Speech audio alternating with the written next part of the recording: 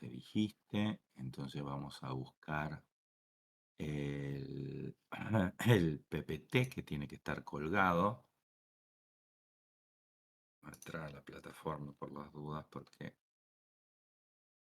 justamente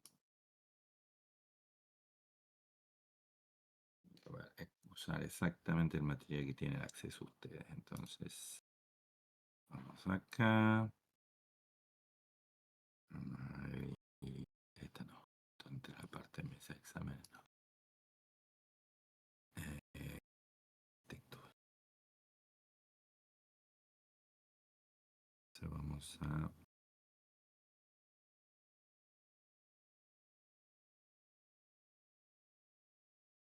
ir a la parte de material con Datapad y empezamos con el primero. Ahí está. Perfecto.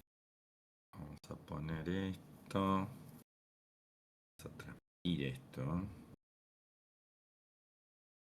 A ver. Vamos a transmitir. Acá. Perfecto. Bueno. No sé si se ve la transparencia.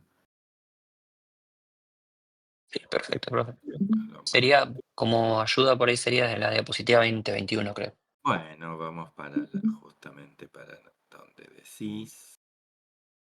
A la 2021. Que por acá no me está indicando el número, ¿no? Pero a ver. Debe ser cerca del final, ¿no? No, no, creo que ahí abajo lo dice. Era antes, cuando se le agrega como la unidad de control. Ajá.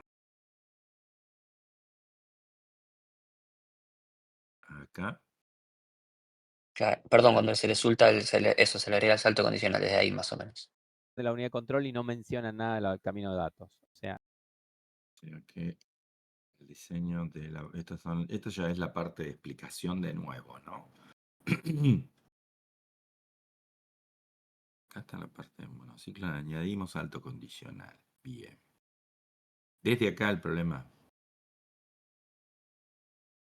Sí, exacto. Sí, se me vuelve un poquito abstracto de entender bien el flujo, pero es como para un repaso. Bueno, Sí, podría ser. la idea es el salto condicional. Hay que recordar primero cómo funciona. ¿Está bien? ¿Qué salto condicional? Acá estaría, buena pregunta, ¿no? Porque lo primero que hay que ver, acá es abstracto para empezar, o sea, hay que entender que esto no es el verdadero salto condicional, hay que mirarlo en el diagrama real. Después lo volvemos, después hacemos eso. Pero desde el punto de vista de lo que está explicando acá, primero hay que recordar qué salto condicional está implementando. ¿Cuál es el que está implementando? Eso es una buena pregunta. Porque si no, ¿qué instrucción? Porque no está implementando los saltos condicionales en un contexto general, ¿no?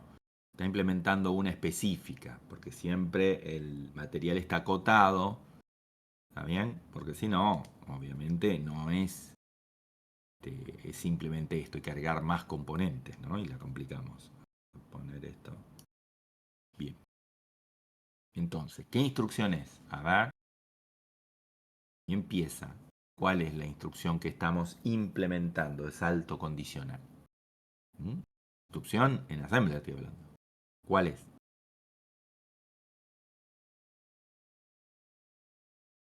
No vamos a entender el tema si no sabemos cuál es la instrucción. Claro, dice por ahí Franco Beck. Branch equal. No estamos implementando otra. Vuelvo a repetir, a ver, porque eh, esto va a pasar en este sentido. Si ustedes no están entendiendo algo y no le están preguntando, por el otro lado tampoco están revisando temas anteriores. No sé el caso de cada uno. Pero a ver, si no pueden responder algo tan sencillo como qué instrucción es la que estamos estudiando, no sé qué vieron, qué vende el material, a eso me refiero. Eh, ¿Está bien? Porque luego, imaginen que nosotros les vamos a pedir en el examen que implementen una instrucción que no está en ninguna de estas explicaciones, porque eso indica si entendieron o no el tema. Tienen que ser capaces, ¿está bien? Y no, eso no lo van a encontrar ni en ningún libro, ni en ningún y en ningún foro, bueno, a lo mejor por ahí sí, en algunos foros de internet que hacen los alumnos, a veces hay alguna explicación, pero a veces nosotros inventamos instrucción inclusive. Inventamos una instrucción que no es una instrucción formal del procesador, ¿está bien? En el libro inclusive hay cosas así, en preguntas del libro, para que simplemente el objeto ver si entienden el mecanismo interno de cómo se mueve la información. Bueno, sabiendo que es Beck, Beck lo que hace es resta el valor de dos registros, o sea que lo que está tomando acá, que es muy importante, es el, el cálculo, cálculo de la resta, o sea, acá le da la resta, y por eso acá señala la importancia, acá señala la importancia. Cuando digo acá, tengan en consideración que según me explicaron los chicos, no se ve el cursor, ¿no es cierto? Cuando yo muevo el cursor no se ve, ¿no es cierto? Se ve chiquito, lo que sí está a 5 FPS la transmisión, entonces a veces Ah, no está bien, no se ve bien se de ve ahí. lento. Bueno, pero se ven, Claro, porque eso. el otro día no sé por qué no se veía. Esas son las boludeces de Discord que anda como quiere. Porque eh, el otro día justamente estaba leyendo cómo se quejan y hay una alternativa de un cliente de Discord que la tengo que ensayar, pues critica mucho el tema de la transmisión. No sé si se puede bajar la resolución, porque es preferible menos resolución y un poco más fluido. Se debería poder, sí. Y la otra vez sí lo habíamos visto. A ver, ¿dónde está? Acá está como. Esto funciona. A ver. Y no me salí, no me quiero salir. Quiero ir. Ver, está acá en streaming, pero no sé si lo puedo hacer mientras. Acá ahí Creo es que sí, que se streaming. puede. Sin salirme del streaming. Creo que sí. Sí, sí, sí. Al Ah, lado del ah. botoncito de compartir pantalla tenés un menú desplegable, que ahí podés cambiar la configuración de cómo está No, la no, no, pero computadora y ahora la no tengo resolución. eso, compartir pantalla, pues ya estoy compartiendo la pantalla. Por eso, Entonces no, en el no menú de tengo. compartir pantalla abajo en Discord, en la propia aplicación, abajo te tiene que aparecer un menú. No. A ver, hice un clic a ver si a compartir pantalla se hable. Ahí se abrió algo. A ver qué dice String Quality. Vamos a bajarle a. ¿En cuánto estará? ¿1080? Intentamos en 720p. A ver, en 720. Acá dice que está en Ahí cambió. 30 FPS, no en 5 FPS. Debe ser que después no lo logra, ¿no? Claro, no, supongo que estaba más alto y lo más que podía tirar era 5 FPS. Ahora sí está en 30. Ahora está en 30. Bueno, yo lo bajé a 720 la resolución. Esperemos que se quede ahí. Bueno, se ve el cursor de todas maneras. Lo que pasa es que el cursor es chiquito. ¿Llega a ver? Sí, sí. Sí, sí, ahí sí se ve. Bueno, entonces estoy señalando esta señal. ¿Qué señal es la que estoy señalando? A ver si la ven. El El 0. cero. El cero. ¿Por qué pasa a ser importante cero? Porque como estamos restando, si la resta da cero, significa que son iguales. ¿Está bien? Sí. Entonces esa señal cero se va a activar en 1. Con lo cual la unidad de control va a tomar este cero como una indicación de que el salto debe realizarse. ¿Está claro? Y si no da cero, por más que haya hecho el cómputo, que ahora vamos a ver, haya hecho el cómputo de la dirección de salto, haya hecho el cómputo de la dirección de salto, no va a saltar. ¿Está claro? Eso. O sea, el cómputo de la dirección de salto lo hace igual. Lo hace igual. Pero eso no significa que le dé la orden al PC para que cargue esa nueva dirección. ¿Se entiende o no lo que estoy diciendo? Sí, sí, sí. Bien. Yo no Entonces, estoy seguro, profe, cómo darme cuenta qué operación estamos viendo. O sea, si es BEC o si es otra de salto condicional. ajá. A ver, eso es porque te lo dice nada más que el material y dice añadimos saldo condicional. Ahora, Ok. si yo te muestro este procesador, acá, ¿ok? Olvídate las líneas rojas. ¿Qué instrucción está realizando?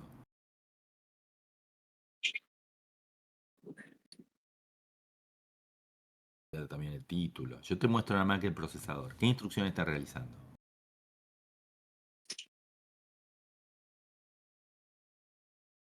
Está buena la pregunta que vas a hacer. Pasa que la respuesta es es tan simple y a la vez tan rara. Dice, a ver. No, que pensé que iba a responder alguien algo. ¿Mm? ¿Qué instrucción está realizando? Pregunto a ustedes. Pues si yo no me doy cuenta qué instrucción está realizando. Yo tampoco. ¿Cómo mirando el diagrama me voy a dar cuenta qué instrucción está realizando? Tendría que ver el contenido de la memoria. Ah, por eso me parecía, yo estaba volviéndome loco siguiendo la flecha a ver si encontraba algo. No, vos cuando tenés Ta, el ta, ta, procesador ta. armado, tenés que saber qué valor binario tiene la instrucción que se está. Por eso todo comienza cuando el PC asume un valor por default, lo expliqué el otro día, y empieza a leer la memoria, y empiezan a salir bits por este lado de la parte de las instrucciones que controlan todo el flujo, ¿ok?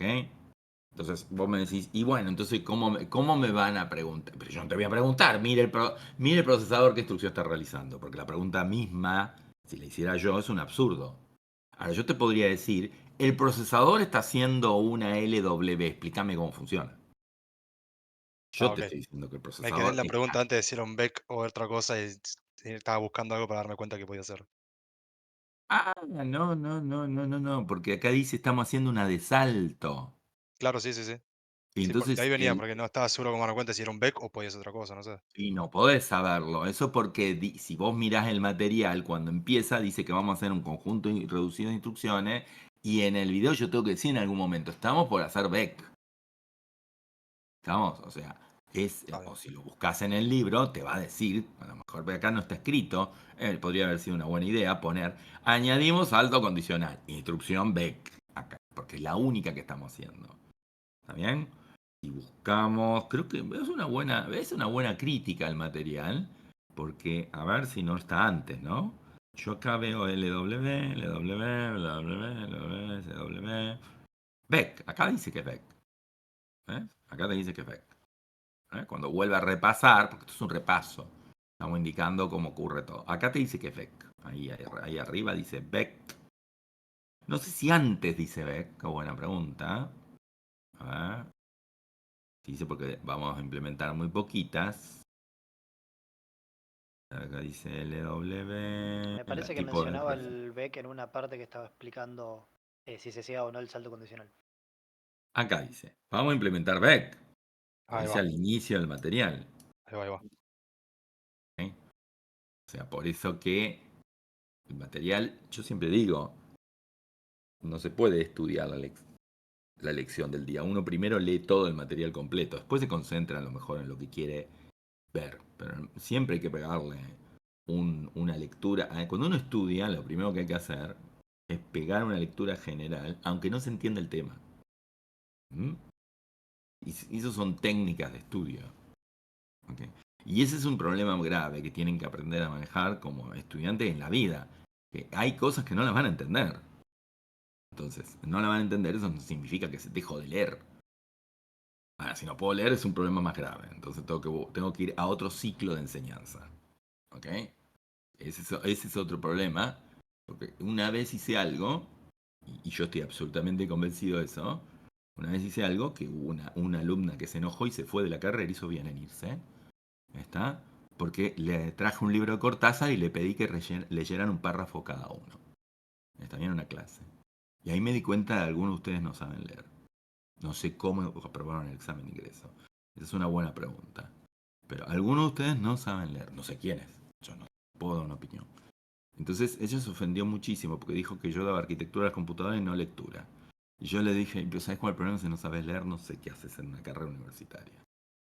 Se enojó, se fue de la carrera. Y es la verdad. ¿Cómo se puede hacer una carrera universitaria si no se sabe leer? Entonces todos nosotros asumimos que todos ustedes saben leer. ¿Mm? Entonces una de las cosas que hay que hacer es leer todo el material. En el caso del libro, es largo, yo sé que es largo. ¿Está bien? Hay que leerlo, hay que hacer una lectura liviana. Y en esa lectura liviana inclusive está bueno, algo que ya no se hace, pero está bueno, y en los materiales digitales a veces no siempre es práctico, algunos lo hacen, son muchos los americanos que manejan cosas digitales, nosotros no tenemos por ahí todos los avances que tienen ellos, por ejemplo, que compran los libros digitales, los meten en el Kindle o los meten en el iPad y con el lapicito señalan en el libro. Pero como nosotros no tendremos eso, tendríamos que seguir haciendo lo que hacíamos antes, que es tener una copia impresa del libro y garrabatear arriba. Entonces agarramos un párrafo y por ahí decimos, profe, ¿qué quiso decir el autor con esto? No lo entiendo. Porque esa es nuestra función, allanarles el camino. ¿Eh? Bueno, dejemos de hablar de pedagogía y volvamos a Beck. Bien, Igual entonces. estoy de acuerdo con todo lo que dijo, profe. ¿Eh? Estoy de acuerdo con todo lo que dijo. Ah, no, sí, importante. Bueno, entonces volvamos con Beck. Entonces,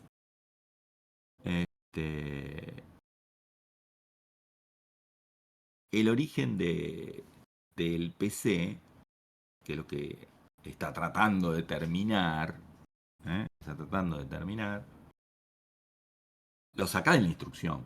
La instrucción Beck, había que recordar en términos pasados, y si no, lo volvemos a ver. Si uno ve la codificación de Beck, la codificación de Beck tiene un opcode, ¿está bien? Ese opcode le dice que es Beck. Por las dudas, ¿recuerdan de qué estoy hablando? De codificación de instrucciones. Tema que el año pasado, hago mea culpa, no lo evaluamos. Que no lo evaluamos no significa que no tengan idea de. ¿Está bien? Pero recuerdan la codificación de instrucciones, o sea, cómo se divide dada una instrucción, los bits, cómo se componen internamente. ¿Recuerdan algo de eso? Si no, habría que ver. Beck tiene 6 bits para indicar que es un Beck, y luego tiene 5 bits y otros 5 bits para indicar los dos registros que Beck utiliza para comparar. Esos 5 bits, y esos 5 bits, son los que alimenta acá. Acá el registro de lectura 1, el registro de lectura 2, lo saca de la instrucción, y calcula obviamente la diferencia, porque la unidad de control le dice, estás queriendo hacer un Beck, hace una resta, y decime qué te dio. Pero luego, si suman, fíjense en la suma, 6 bits más 5 bits más 5 bits, queda 16 bits. Entonces me quedan 16 bits más. 16 bits más. 16 bits más. Esos 16 bits adicionales son los que vemos acá, lo que están indicando acá. Que están por entrar a la unidad de extensión de signo. ¿Por qué necesitamos una unidad de extensión de signo? Pregunto. ¿Por qué? Eso es importante, por ahí no sé si lo han visto en el material. Vuelvo a repetir, escuchando el video, ven algo, pero hay que leer el material, hay que hacer una integración. No voy a decir que esto es más sencillo. Yo pienso que este tema es complejo. Un tema complejo, por eso en lo general tratamos de no hacernos los cancheros de tomar un examen rápido, ¿no? Dejarle a ustedes tiempo para que digieran esto. Pero requiere un proceso de pensarlo. Pregunto, ¿por qué una unidad de extensión de signo? ¿Y qué hace esa unidad de extensión de signo? Copia el bit de signo en todos los bits adicionales. Fíjense que le entra 16 y sale con 32. O sea, tiene 16 cables de entrada, 32 cables de salida. ¿Y qué es lo que hace? Bueno, los otros 16 cables copia el valor del cable número 16, por así decirlo, ¿no? Si lo numeramos de 1 a 16. ¿Se entiende? ¿Pero por qué lo necesitamos? Pregunto. Para hacer la comparación. Pero acá no compara nada. Fíjate a dónde va el cable. La salida de los 32 se va acá arriba. Ya no hay ninguna comparación ahí, porque esto es una constante. ¿Cuál es el objetivo de esa constante, de esos 16 bits en la instrucción Beck?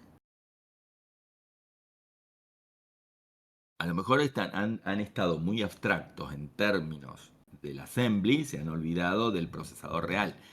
¿Beck qué forma tenía? A ver, alguien que me diga un Beck, ¿cómo es? Un ejemplo. que Beck. Beck con ¿Sí? 2 registros que vas a comparar y una etiqueta para donde va a saltar. Claro, pero esa etiqueta es una ilusión. Ahí es donde está el tema. Tal vez eso no ¿Es estaba para entendido. completar la dirección donde tendría que saltar? Pero vos imagínate que con 16 bits no podés hacer una dirección. Porque tenés un problema grave. ¿Entendés? O sea, con Claro, 16 sería bits. porque MIPS tiene 32 bits, digamos. De direcciones, sí, las direcciones de MIP son de 32 bits. Entonces no te bastaba, pero como ustedes programan en Assembly y ponían la etiqueta, se olvidaban como si la etiqueta fuera un chorizo mágico. Pero ¿qué hacía el procesador realmente? Esa es una La pregunta. dividía en 2 mitades, hacía un No, el L. procesador lo que hace es tomar eso como un salto relativo. O sea, cuando vos le pones la etiqueta, él calcula el desplazamiento hacia arriba o hacia abajo. ¿Ok? Eso tal vez no se entendió en Arquitectura 1. Tal vez en Arquitectura 1 deberíamos hacer... Lo que pasa es que estamos tan ocupados en enseñarle los vericuetos de programar que la parte de codificación no le prestamos mucha atención. Hay un material por ahí, búsquenlo, Arquitectura 1, codificación de instrucciones. No hace falta que vayan al libro si quieren, está bastante clarito en el PDF, en los PPT, digamos que son tipos PDF, ¿no? Bien, y los pueden buscar y está en la codificación de las más importantes, que son las que vamos a tratar ahora, ¿no? Porque no es casualidad. Entonces, es un desplazamiento. Entonces vuelvo a preguntar, ¿por qué una extensión de signo?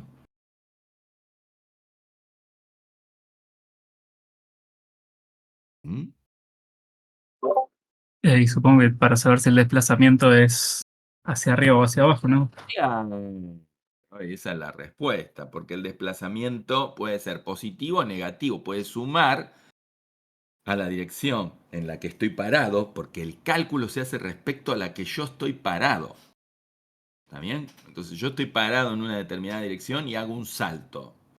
¿Está bien? Ese salto puede ser una dirección anterior, con lo cual estoy restando, o puede ser una dirección posterior. Cuando hablo anterior y posterior me refiero pensando en la memoria como un enorme vector, también que tiene obviamente eso que ustedes llaman etiquetas, son direcciones de memoria, son números, ¿eh? Son números, lo que yo sé que les complica la vida, porque les parece terriblemente no natural, y es no natural pensar en términos de ceros y unos, pero todo lo que ocurre en el procesador son ceros y unos. ¿Bien? Entonces tenemos un choclo de 32 bits de ceros y unos, que es la dirección en la que estamos en la instrucción, el PC, el program counter, que está apuntando, y tenemos una instrucción que le dice, comparame dos valores de registro, y luego andate a una dirección anterior o posterior. Bien. Acá sí, esto es una sutileza. Esto que vamos a ver ahora es una sutileza. Por ahí, creo que está explicado en el video, pero por ahí no se les va a iluminar porque ya es una cosa más compleja, que es esa unidad de desplazamiento de 2 bits. La unidad de desplazamiento de 2 bits, hacer un desplazamiento de 2 bits, no sé si recuerdan, lo vimos en Assembler como una técnica, significa hacer lo mismo que hacer qué cosa. ¿Cuál sería la operación aritmética equivalente a hacer un desplazamiento de 2 bits? Hacia la izquierda, ¿no? Es lo mismo que hacer qué cosa. Por 4 sería, creo. Multiplicar por 4. Exactamente. Ujú. Entonces, como estamos multiplicando por 4, significa que ese valor de desplazamiento siempre va a ser un múltiplo de 4. Eso es porque cuando se guarda el desplazamiento, se guarda justamente eliminando 2 bits.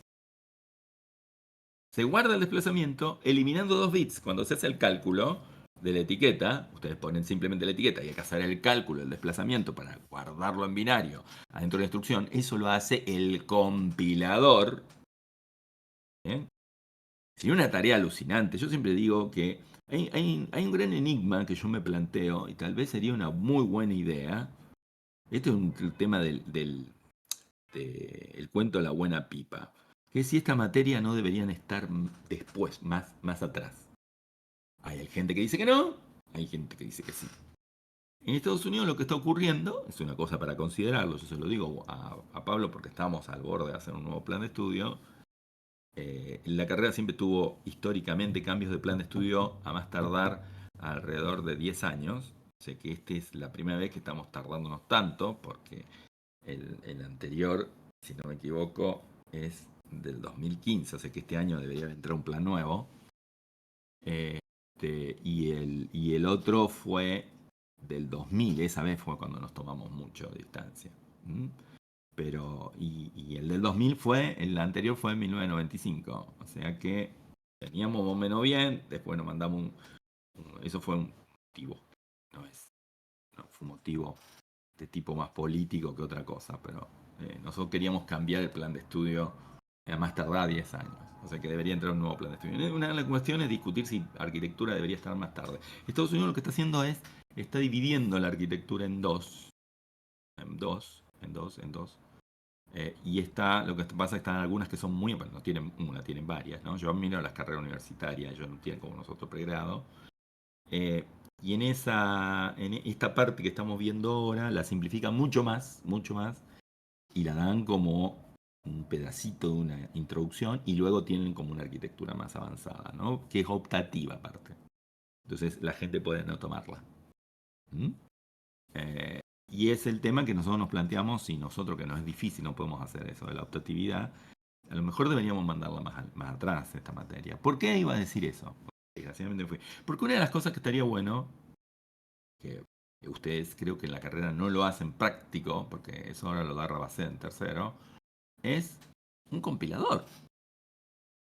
Y una cosa interesante, que para armar un compilador hay que saber mucho de arquitectura. No se puede. Pero bueno, la LSC, por ejemplo, esta materia la tiene en segundo año del primer cuatrimestre, ¿no? O sea, la tiene muy adelante también. La cosa llamativa, tuvo una discusión, por ahí. Eso sí, por supuesto no podríamos poner arquitectura 2 en tercero al final y dejar arquitectura 1 tan adelante porque se va a desconectar todo, ¿no? Bueno, entonces decía, esta sutileza no la engancha lo de multiplicar por 4 porque recuerden que las instrucciones en este procesador están bien alineadas, están en múltiplo de 4 bits. Entonces cuando se archivan se le arrancan 2 bits. ¿Y qué ventaja me da eso? A ver, alguien me dice qué ventaja me da haberle sacado esos 2 bits. ¿Se dan cuenta? Esto es una pregunta que exige que sean creativos, no que lo sepan, no que lo hayan leído. Me pregunto si se dan cuenta el motivo, o sea, cuál es la ventaja. No el motivo es porque la ventaja que vamos a tener, ¿no? Vamos a tener una ventaja muy importante. Porque no son necesarios esos 2 bits, ¿no? Como un múltiplo de 4, esos 2 bits, ¿qué valor tienen siempre? 0. Entonces, ¿qué hacemos? No los Yo- guardo. O por guardar espacio de bits para ocupar en otras cosas en la instrucción. La O instrucción para... tiene 16, estamos fritos. 16 bits es lo único que podés guardar. O sea que es otra de las cosas, no podemos saltar a cualquier distancia. Pero ¿qué pasa? ¿Estamos guardando 16? No, está guardando menos. Estamos guardando más. Estamos guardando 18. ¿Te das cuenta? Porque 2 son implícitos. Claro. Entonces estamos guardando 18. ¿Y qué pasa? Que estamos guardando 18 en 16. Porque sé que los últimos 2 son 0. Pero luego lo tengo que reconstruir. Eso hace la unidad de desplazamiento de 2 bits. Reconstruye esa situación. Entran 32 cables, salen 32 cables, pero esos 32 cables están corridos. ¿Entienden? Un simple corrimiento de cable, ¿eh? Y uno dice, ¿y los 2 bits de adelante? Los 2 bits de adelante fueron todos los de signo, así que los tira.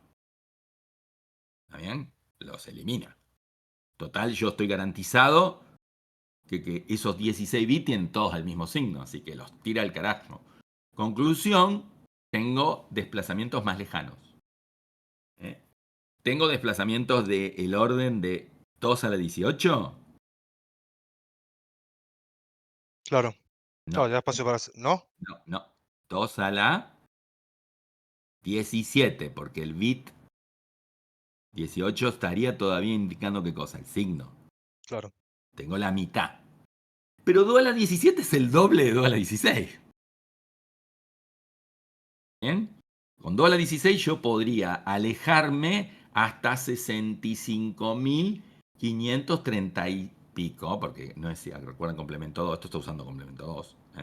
Entonces yo no estoy seguro de la simetría, entonces recuerdan que uno es más que el otro. Pero es una una pavada. En vez de 65.536 uno, 65.535 del otro lado. Pero ahora tengo el doble de esa distancia. En bytes, estamos hablando en bytes. Claro, todo esto ¿Está es para bien? tener más rango de salto, digamos, en la Más instrucción back. rango de salto, exactamente.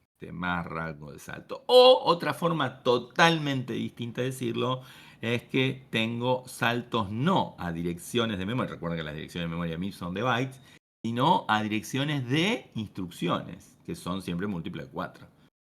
Entonces, a esa, ¿cómo le llamamos a las direcciones múltiple de 4? ¿Se acuerdan? Eso está en arquitectura 1. Le llamamos direcciones de palabra, que no son direcciones de bytes. Porque este procesador es un procesador que tiene direcciones de bytes, pero maneja fundamentalmente palabras de 32 bits. Cuidado, que esta no es una cátedra de arquitectura de procesadores. El profe que maneja más de 50 procesadores distintos. Ha habido procesadores pirados que tienen instrucciones de 14 bits. O sea, eso nosotros estamos con un procesador bonito para no complicarle la vida a ustedes. ¿Está bien? Procesadores retorcidos. Bueno, el CDC 6000 que es histórico para el que le encanta la arquitectura computadora como a mí que lo he estudiado, haciendo cursos. Yo he hecho cursos de universidades de afuera, agarrando el material, bajándomelo y leyéndolo. Y lo estudié. Entonces, por ejemplo, la CDC 6000 que se estudia, la máquina del pasado, tenía instrucciones de 60 bits. ¿No? Eso muestra que inclusive las instrucciones no tienen por qué ser, ¿qué cosa? Múltiplos de bytes. Es re loco esto, ¿no? Uno dice, no, profe, pero eso no, es una cosa rara. ¿Cómo va a ser así? No hay ningún problema que sea así. No. ¿Está bien? O sea, por eso una memoria es muy común que se habla el rango de direccionamiento que tiene, fíjese la palabra, rango de direccionamiento y la cantidad de bits que tiene en cada dirección. Nosotros estamos siempre en múltiplo. Las computadoras ordinarias de uso hogareño usan todas potencias de 2. Eso es una cuestión práctica. ¿Por qué?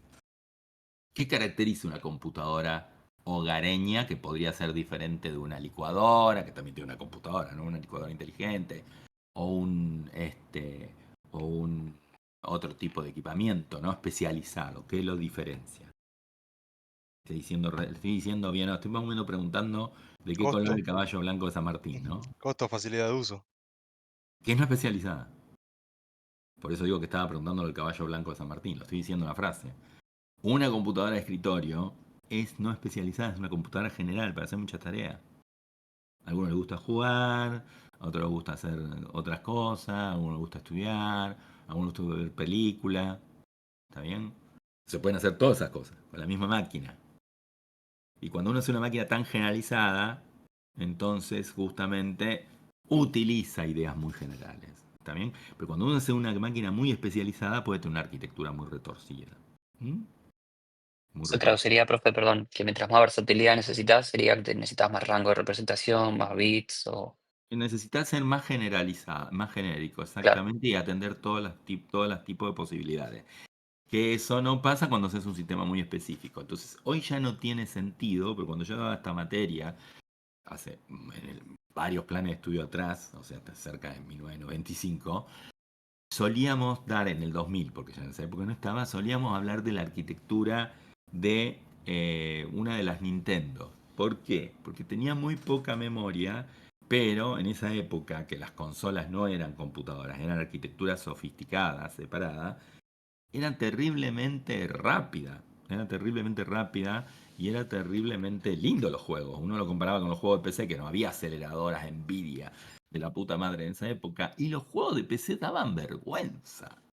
Y los juegos de consola eran espectaculares, ya eran 3D, y ya hacían cosas impresionantes. ¿Y por qué? Porque era una arquitectura especializada.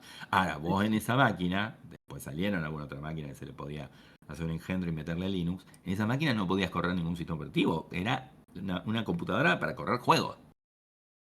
está el famoso caso de la PlayStation 3, del microprocesador de la Play 3. Bueno, la PlayStation 3 fue la primera La primera, que a pesar de tener una arquitectura muy particular, que era un PowerPC muy raro, la PlayStation 3 sí se le podía hacer todo un engendro para meterle Linux. ¿Bien? Y hay gente que Ah, lo hizo. ok. Hay gente que lo hizo.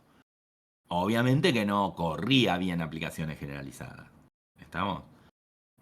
A mí, yo no, vamos a volver al tema porque si no, no lo voy a alejar. El pobre pibe que quería saber esto, lo voy a confundir totalmente. Pero quiero terminar de contarles las arquitecturas de la época de oro de las computadoras personales para jugar fundamentalmente. Eran interesantes porque eran muy pobres en reloj, los procesadores. Eran todos CISC, no eran RISC, eran muy retorcidos, pero tenían un apoyo muy importante en hardware. ¿Mm? Eso porque yo estoy dando un curso, curiosamente, donde estamos haciendo juegos retro en Assembler, ¿está bien? Y nos encontramos con el problema de los sprites, de mover fluidamente la información, porque ellos están usando la técnica moderna de frame buffer, que significa que dibujan el sprite, cambiando los bits que están previamente en una región de memoria, se lo copian a la memoria de video. ¿Estamos? Pero esa técnica no era la que se usaba en esa época. En esa época los chips de visualización tenían una pseudo memoria pequeñita para manejar 16 o 32 sprites a la vez. Y entonces uno simplemente le mandaba un offset y movía el sprite dentro de la pantalla. O sea, había que soportar con hardware los juegos. Y justamente toda una generación, la Commodore 64, la Sinclair Spectrum, todas esas máquinas de juego que ustedes no la conocen ninguno, creo. Todas esas máquinas son máquinas que tenían fuerte soporte en hardware para jugar. Porque justamente la gente quería jugar. O sea, no eran consolas, pero eran máquinas que estaban muy bien preparadas para jugar. ¿Está bien? Y la gente quería usarla para eso, fundamentalmente. Fíjense, por eso yo siempre digo que los juegos, que no fueron nunca mi interés, hasta que me enganché con uno, el único que juego, han movido mucho la industria. Han movido mucho la industria. Y aún al día de hoy, es maravilloso cómo representan. Yo hace unos últimos 8 años o más que no llevo el análisis general de la industria, aparte ahora mucho más caótico todo, pero en una época eran trendy, o sea, la guita que se movía para hacer videojuegos era más que la que se movía en mucha otra industria de software, incluyendo la que en un momento fue la que más movió en la década del 70, que era la parte de contar plata, ¿no? El tema de los software para uso de administrativo. Eso fue una de las cosas que explotó en su momento porque lo llevó adelante IBM, pero después apareció la industria del juego y la industria del juego mueve. Hoy no sé si es así. Creo que, por ejemplo, hoy creo que una de las industrias que más mueve, no sé si a nivel software, pero a nivel hardware, es el IA. No sé si pasa lo mismo con el soft, no estoy enterado. Bueno, entonces, pues es el motivo por el cual, luego de la extensión de signo, volvemos a la apertura esta de meterle 2 bits para llegar al sumador,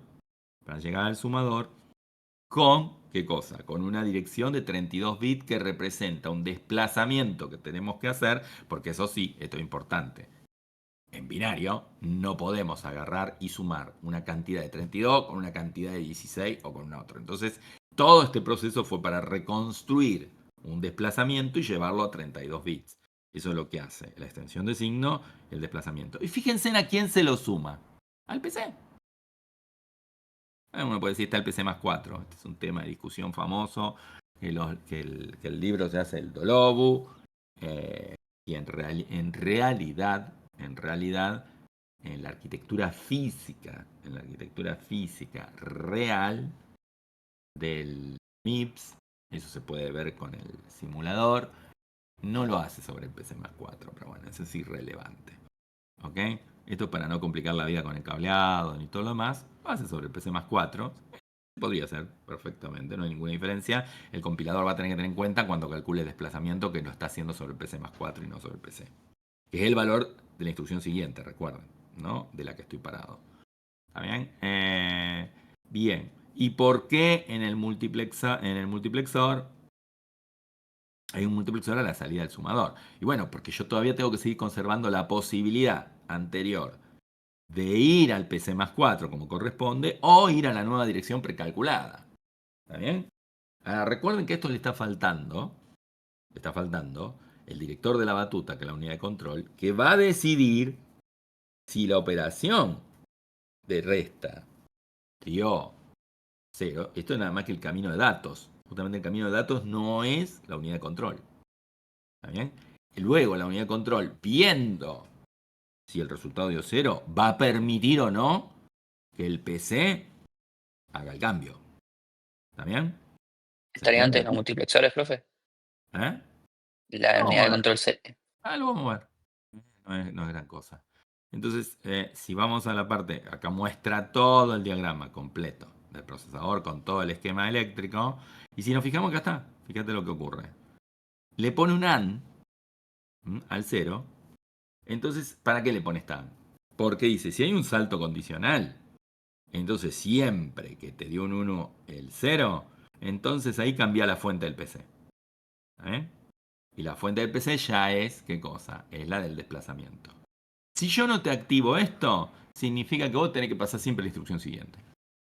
Entonces la unidad de control sabe, porque está mirando los 6 bits de adelante de todo, está mirando esos 6 bits, sabe que va a haber un salto condicional, va a activar un 1 acá. Si no, va a activar el segundo. ¿Está claro? ¿Está claro?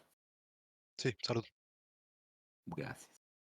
O sea, ahí entendemos que lo anterior es preparar el terreno. O sea, todas las slides fueron para construir esto. Para ver cómo armar todos estos módulos. Pero estos módulos per se no logran hacer lo que se debe hacer, porque cada una de estas señales va a tener que tener un valor específico dependiendo de la instrucción que yo estoy leyendo en ese momento. Bien.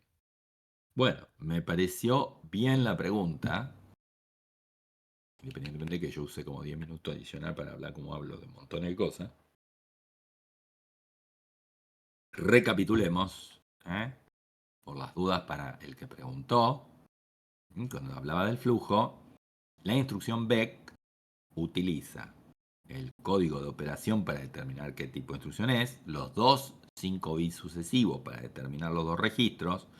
Entonces tengo los valores de los dos registros acá adelante, obviamente colocando los multiplexores para que haga, aparte según el código, esto la resta. Si la resta es exitosa a 0, se va a activar un 1 acá. Y aparte toma los 16 bits superiores que me restan, recuerden, 6 bits del CODO más 5 bits son 16, me sobran 16, a esos 16 los extienden signos, o sea, si es positivo va todo con 0, 16, 0 y los 16 bits de la constante. Si tiene un 1 le va a poner 16 unos para que conserve el signo. Y luego realiza un desplazamiento que es igual, equivalente a multiplicar con 4, que el desplazamiento consiste en ponerle 2 ceros a la parte menos significativa y descartar los dos bits de signo que tenga adelante. Y esos 32 bits los suma al valor del PC más 4 y lo deja acá listo, preparado, porque va a ser la dirección de salto que, dependiendo de todos estos elementos, decidirá si saltar o no. ¿Está bien? ¿Ok? Trabalengua largo, pero es básicamente lo que explica el flujo de esta parte.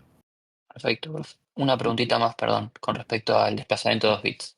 No hay perdón, al contrario, muy bueno que esa pregunta. Sí, ¿qué pasa? ¿Ese desplazamiento o la cantidad de bits está definido o tiene algo que ver con el tamaño del bloque? ¿Con el tamaño de bloque de la caché? Sí, capaz que es una mezcla de dos conceptos que no tienen que ver, No, pero tiene que ver con el tamaño de palabra. claro, entiendo. Porque el tamaño de palabra son 4 bytes. Entonces una palabra es de 4 bytes y por ese motivo las direcciones eran 048C, 048C. No hay instrucciones en direcciones que no sean múltiplo de 4. Y como este cálculo que está haciendo es para una instrucción, distinto si fuera para la memoria de datos, para una instrucción, entonces, sí o sí, tiene que convertirlo en un múltiplo de 4. ¿Está bien?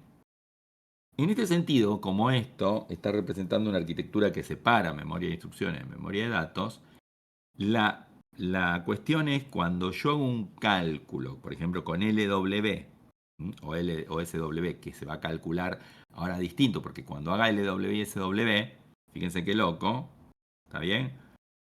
Yo tengo que calcular qué cosa, la dirección de memoria, pero usando qué cosa, la ALU. Fíjense que el que se conecta a la memoria de datos es la ALU. O sea, cuando hago un LW o un SW, la dirección se calcula usando la ALU, porque recuerden que LW o SW es un registro y después, ¿qué otra cosa? Aparte de ese registro.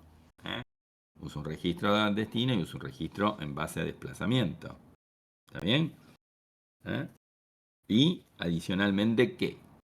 Eso es LW, ¿qué forma tenía? Y SW. ¿Se acuerdan? ¿Cómo la SW. descomponía o qué forma era lo más la instrucción?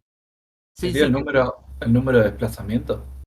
tenía un numerito adicional, tenía un numerito adicional, ¿está bien? O sea, LW y SW, si nosotros buscamos qué forma tiene, otra vez, el CODOP, 6 bits, y ahora ¿qué pasa?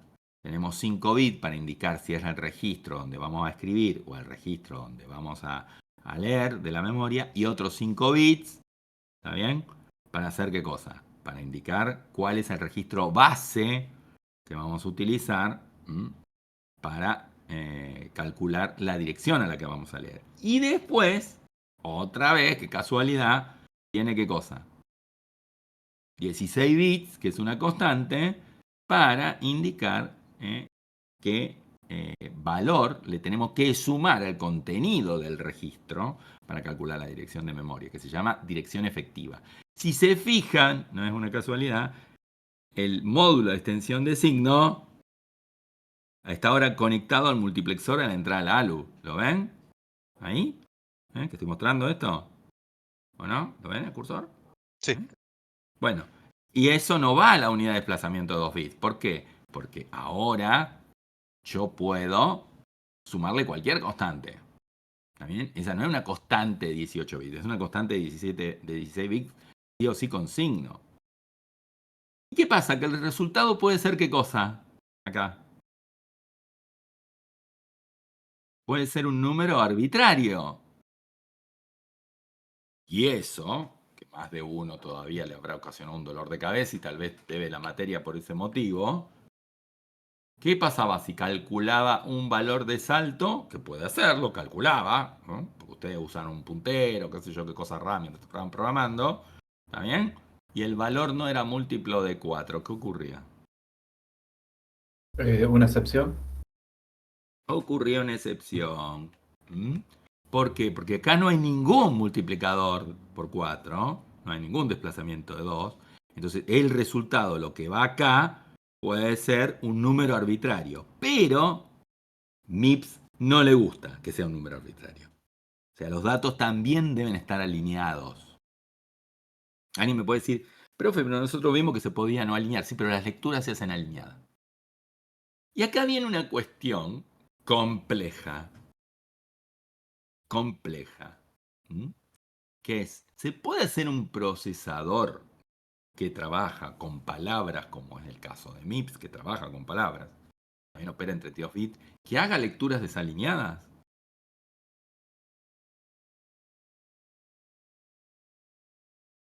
Creo que se puede, ¿no? Pero Sí, tendría más problemas que soluciones. y tenés que complicar el hardware, pero mucho, mucho. Y en la práctica se hace. No sé por qué. Debe haber sido épocas donde la memoria tenía, qué sé yo, costos muy elevados. Estamos hablando del R2000, no es de hace 10 años ni de 20, es viejísimo. Entonces se preveía la posibilidad de poner una instrucción indicando al procesador que se iba a hacer una lectura desalineada, para que no generara, como dijo alguien recién, una excepción. ¿Está bien? Y te permitiera hacerlo. Pero perdía ciclos, se armaba un bodrio de aquello. ¿Quién tiene lectura desalineada, pero de entrada las aceptó la lectura desalineada? Intel puede ser. Obviamente. Cuando piensen, profesor, no es que tiene un odio visceral, pero todo lo malo en el diseño de procesadores lo usó Intel. Todo lo malo, ¿por qué? Es una buena pregunta, ¿no? Porque te decís, qué pedazo. Está bien. A ver, eso son casualidades. Yo que ahora estoy muy metido en tema me agarró la locura del tema de la bolsa y los negocios. Llevo mucho todo lo que es análisis internacional de empresas de alta tecnología. Intel perdió en los últimos 10 años $100 billones. Las acciones de Intel valen menos en toda la historia de la compañía, $20. Si alguno de ustedes se dedica a ese curro, no sé si en buen momento, pero hay para pensarlo, muchos dicen. O Intel se funde, es una apuesta. O van a ganar billones. Porque si compran acciones a $20 hoy, si Intel se vuelve a levantar, y las acciones de Intel estuvieron en algún momento arriba de los 100 y pico de cosas. No me diga AMD que yo tengo que comprar AMD, tengo que esperar mucho tiempo AMD. AMD a mí me agarró y perdí fortunas con AMD. AMD también está a la baja, pero yo ¿Toda esta pérdida a lo largo de los años o con las últimas generaciones que estuvieron No, las pérdidas explotando? grandes fueron ahora por culpa de este repelotudo que puso todas las tarifas y toda la historia, un desastre generalizado. A mí me agarró nada más que con MD, pero tampoco tanto. Pero bueno, cuando uno tiene 3 pesos, perder $700 te duele. Pero no los perdí, esa es una de las cosas importantes. La bolsa hay que saber que uno no perdió hasta que vendió. Y MD calculo que se va a volver a arreglar de acá a algunos años, o sea que esa guita quedará congelada hasta que vuelva, ¿no? O sea, Profe, hay que tener mucha ¿y paciencia. por qué Intel no compró a Nvidia? No puede, ¿Por qué? por ley, no puede. Porque yo entiendo que en un principio se le ofrecieron y como que no quiso. No. Intel hace muchos años primero la hizo pelota y después la compró y después le dio plata, junto con el Estado le dio plata para salvarla a AMD. No sé qué escribió uno de los pibes, a ver qué escribió algo. A ver, ¿qué puso? Escribió algo y me lo perdí en el chat. ¿Qué puso? A ver.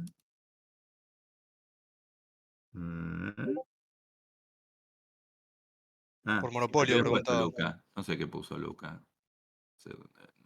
A ver. No sé ni dónde lo escribiste, eso pasa por tener muchas. En general está, preguntó si era por monopolio que no podía comprar AMD. Claro, la ley antimonopolio. Si Intel absorbiera AMD por la ley antimonopolio sumado a una ley que es más importante de ellos que la de antimonopolio, porque esa la han violado varias veces, la ley del Departamento de Defensa le prohíbe porque eso la pagaron con sangre en una oportunidad. Una historia larga no se la voy a contar ahora, pero la ley le prohíbe comprarle a un proveedor que solamente existe un solo fabricante de eso. Entonces, Intel le tendría que dejar de vender toneladas de hardware a los militares de Estados Unidos. Así que ni lo Eso era por una cuestión de seguridad, ¿no, profe? es largo, es un fracaso que tuvieron con el proyecto Titán porque le habían comprado un pegamento a un solo proveedor y aprendieron la lección, perdieron $100 millones, aparte con todo lo quilombo que le generó, tuvieron que hacer cambio del componente en todos lados, fue terrible. Y aprendieron la lección, eso fue no me acuerdo si fue en el 80, el 90. De ahí dijeron, no podemos tener comprar un componente que solamente lo fabrica una persona. En este caso no fue, en el caso el hombre no le había negado un crédito, es larga la historia, al final se la voy a terminar contando, pero se la hago breve, el hombre se murió de un infarto, se llevó la fórmula química a la tumba y perdieron, los misiles Titán son los misiles intercontinentales que ellos utilizan para amenazar al planeta, sobre todo a Rusia, si hay una guerra nuclear. Son los que van por el polo, ¿también? Que van y hacen mierda todo, después largan como 50 ojivas en todas las direcciones. Son los misiles nucleares más avanzados que tiene Estados Unidos. Y Rusia tiene otro, no me acuerdo cómo es el modelo ruso. Entonces, bueno, eso salió, es una cosa técnica, ellos sacan ese tipo de información, no te van a dar los detalles, ¿no? Pero eso pasó al Congreso y todo lo demás, etcétera. Fue un desastre muy grande. A partir del Congreso elaboró una ley para que no volviera a ocurrir eso. Que perdieron muchísima plata y tuvieron que salir a arreglarlo, ¿no? Ellos no se pueden quedar sin los misiles. Una de las cosas importantes es que amenazan al mundo con eso. Así que, pequeño detalle, ¿no? Un tema de química, nada que ver. Un tema de... Pero fíjense cómo son importantes todas las cosas, ¿no? Es así. Bueno. Todo tiene que ver con todo, yo siempre digo, pensar que la gente dice, está loco usted. No, todo tiene que ver con todo. La política, los negocios, todo se conecta con todo. Bueno, bien. ¿Alguna consulta más? O podríamos cerrar relativamente este tema. Porque después de esto, ver todos los flujos de cada uno, repetir, esto repite todo explicando dónde se lleva cada caso, ¿no? O sea, cuando se ejecuta, ¿no? El OW en una etapa, otra etapa, otra etapa, otra etapa. ¿Está bien? ¿Ok? Digo porque si no entendemos esto, menos vamos a entender el que sigue. Porque la parte que sigue es otra vez hacer el mismo procesador pero con una filosofía distinta. Lo que vamos a hacer es hacer este mismo procesador de 3 formas diferentes. Y la pregunta del millón, que algunos a veces hacen, y dicen, pero profesor, ¿y cómo se hace ahora? Depende. Algunos procesadores usan la metodología, esto se llama uniciclo, monociclo. Multiciclo fue la que menos se está utilizando en este momento, la que ahora, pero es un tema de moda. Ahora hay procesadores multiciclo, es muy raro. Y la que está en boga ahora en este momento, la vedette, es Pipeline, que es el último que vamos a ver. Es el mismo procesador, el MIPS, hecho en 3 formas diferentes. ¿Está bien? Que uno dice, ¿pero cómo? ¿Y ejecuta todas las mismas instrucciones? Sí. Ejecuta las mismas instrucciones. Pero tiene diferentes filosofías de arquitectura. Cómo está hecho. ¿Está bien? Bueno. Bien. Pregunto porque no tiene sentido pasar a un tema si no se entiende lo siguiente, ¿no? Lo anterior, perdón. Pasar a lo siguiente, si no se entiende lo anterior, es como medio una bacana. A ver, ¿hay alguna otra cosa que es importante? La unidad de control puede ser un tema un poco por ahí que los maree. Fíjense que es muy loco, ¿no? Porque después dice, ¿y la unidad de control qué es? Esa es una buena pregunta, ¿no? Esa es la característica del monociclo, del uniciclo. ¿Qué es la unidad de control? El que dirige la batuta. Sí, pero ¿cómo se implementa acá? Es re loco.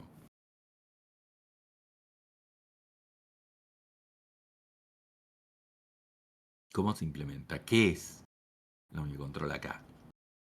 ¿Es un flip-flop? ¿Es un circuito? ¿Qué es?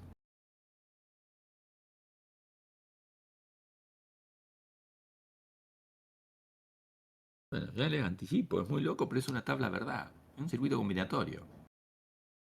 Una tabla verdad generalmente se implementa como una ROM. Técnica, existe. No, eso no vemos esos detalles porque son más para una electrónica. Pero es una simple tabla verdad. ¿Por qué una simple tabla verdad?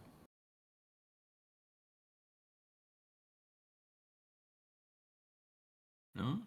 Es algo loco, ¿no? Supongo que son un montón de señales que chequea y cuando se dan ciertas señales saca otra Pero respuesta. porque esas señales no dependen del tiempo, eso es lo loco. ¿Quién determina unívocamente el valor de todas esas señales? Escribir reg, fuente algo, escribir algo, reg, leerme, todo eso.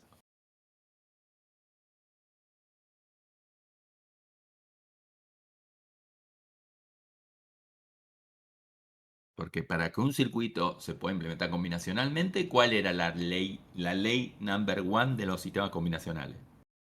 A ver, alguien que la diga.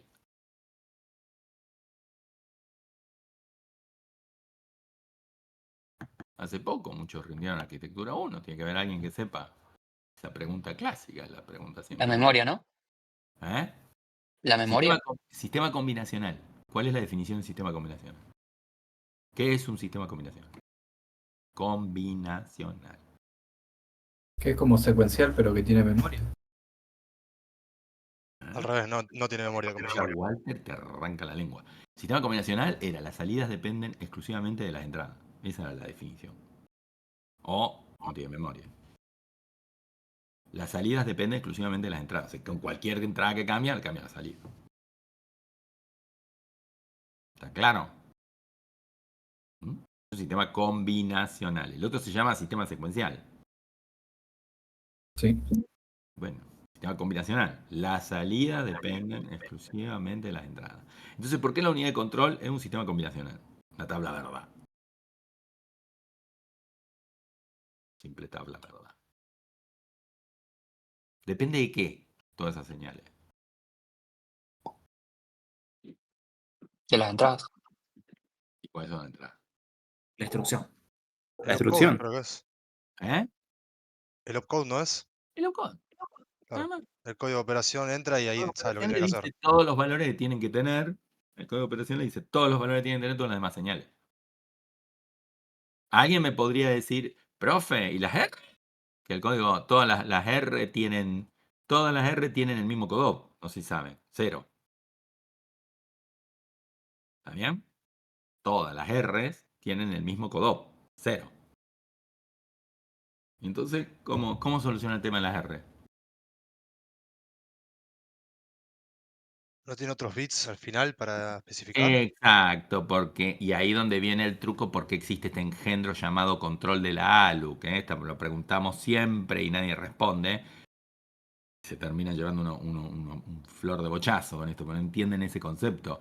Como vos tenés que el CODOP siempre es el mismo, entonces fíjate que hay una derivación, este cable gordo acá que le dice, bueno, como es todo 0, viejo, esto evidentemente, acá hay una señal que le indica, esto evidentemente se va a decidir usando qué cosa, los últimos 6 bits que son los bits de function, como dijiste.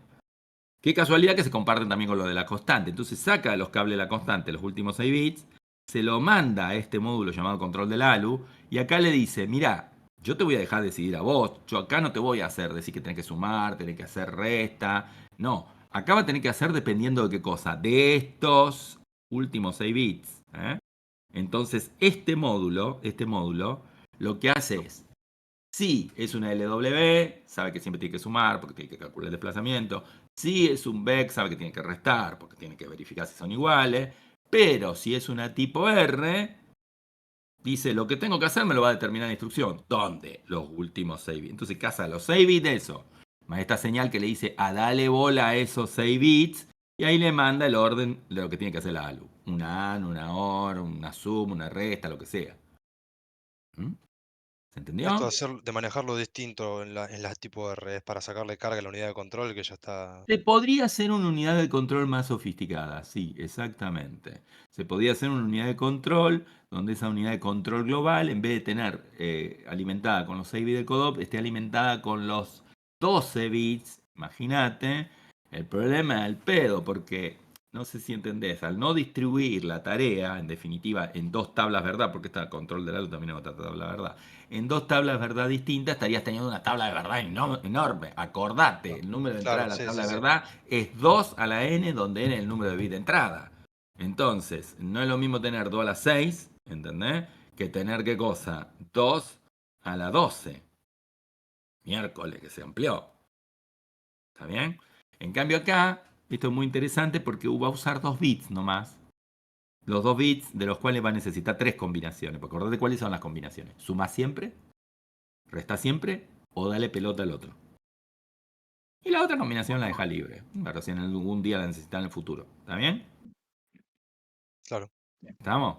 Y entonces, ¿cuántas entradas tiene esta? Ahora. 8. Los 2 bits de esto de acá y los 6 de acá. Vos me podría decir, pero al final entonces tenés una de 8 y una de 6. Sí, pero están distribuidas. No sé si entiendo. Los circuitos son más simples. Y acordate aparte que estas de 2, desgraciadamente 2 te da 4 posibilidades. No está usando las 4 posibilidades. Todo eso está explicado en el libro, en mucho detalle. Y acá no sé si menciona algo acá. Me parece que acá no. ¿Menciona en algún lado acá? Tanto que escribí esta materia. Parece que no. No. Eso hay que prestarle detalle Hay que prestarle detalle. En el libro están los valores de esto. ¿Está bien? Entonces Ok. están los detalles de los valores. Acá no están. Pero podría haberlo pegado la tabla del libro, mostrando que tengo los valores que yo le quiero indicar, 00, 01, no sé si usa el 10 y luego XX, bueno, una cosa así. Y en el caso cuando le presta valor, porque otra de las cuestiones es que como estamos implementando poco, estamos implementando LW, SW, tampoco es que tiene que respetar todas las combinaciones. Como tener cualquier cantidad de combinaciones que no le damos pelota, la minimización es mucho. Entonces este circuito no es, esta tabla verdad se implementa con un circuito pequeñito. Esa es otra de las cuestiones. ¿Está bien? Pero bueno, en el procesador real se iría expandiendo. Porque yo tendría que ir implementando todas las tipos de R que sean soportables. ¿Estamos? Igual que esta ALU, lo único que hace es suma, resta,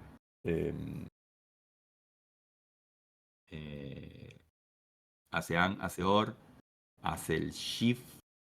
No hace shift, miento. Hace la parte del SLT. ¿Está bien? Pero, y en el libro no está. Yo he visto cursos donde lo piden y es un flor de lío. No multiplica. En el libro está explicado el algoritmo, pero no está explicado cómo se implementa el algoritmo de Booth en hardware. No multiplica. ¿Está bien? No divide. ¿Se acuerdan que ustedes vieron eso cuando vieron la ALU? Así a nivel conceptual. No multiplica, no divide y no hace desplazamiento. No tienen idea de lo doloroso que es implementar en hardware la instrucción de desplazamiento. ¿Está bien? El diseño de ALU es un tema delicadísimo. Es que el desplazamiento no depende también de la multiplicación a la división. No. El desplazamiento, porque si se hiciera por la vía de la multiplicación sería lentísimo. El desplazamiento se usa en registros de desplazamiento. O algo todavía para hacerlo mucho más rápido, pero sale fortunas, cascadas de multiplexores. Porque básicamente lo que hace es mover los bits. ¿Bien? Con registro de desplazamiento está muy bueno, pero se demora mucho tiempo. ¿Está bien? Eso sería una implementación que haría la ALU muy lenta. Y aparte la volvería compleja porque tendría dentro metido elementos no combinacionales y la ALU se implementa casi todo combinacional. Entonces se usan cascadas de multiplexores para ir corriendo los cables, no sé si se entiende, los valores de los bits. Sí. Y eso termina igual lentificando la ALU. Es increíble. De hecho, ¿se acuerdan cuando ustedes hicieron... Eso no lo dieron con Walter, pero ustedes cuando hicieron la ALU de un bit y luego le mostraba 32 copias y iban poniendo la salida de la parte del acarreo, de la salida de uno a la entrada del otro. Entonces, estaban haciendo que las ALU de un bit estuvieran en cascada, aunque están todas trabajando en paralelo, están en cascada porque la ALU del bit 0 puede empezar los cálculos, pero la ALU del bit 1 tiene que esperar que la ALU del bit 0 haya dado el acarreo para poder computar el acarreo. Y aunque ustedes le dijeron un sistema combinacional en la entrada, hay algo que no le hablaron, que es la latencia. Entonces, esa latencia, esa cascada, hace que una latencia por 32. Bueno, eso también se soluciona con técnicas de análisis de acarreo por adelantado. ¿Está bien? Que son más circuitos. Bueno, pero ahí ya estamos en un orden de una materia que no es la que estamos dando, ¿no? Una materia mucho más compleja, mucho más profunda, que estaría bueno si en Argentina fabricábamos procesadores.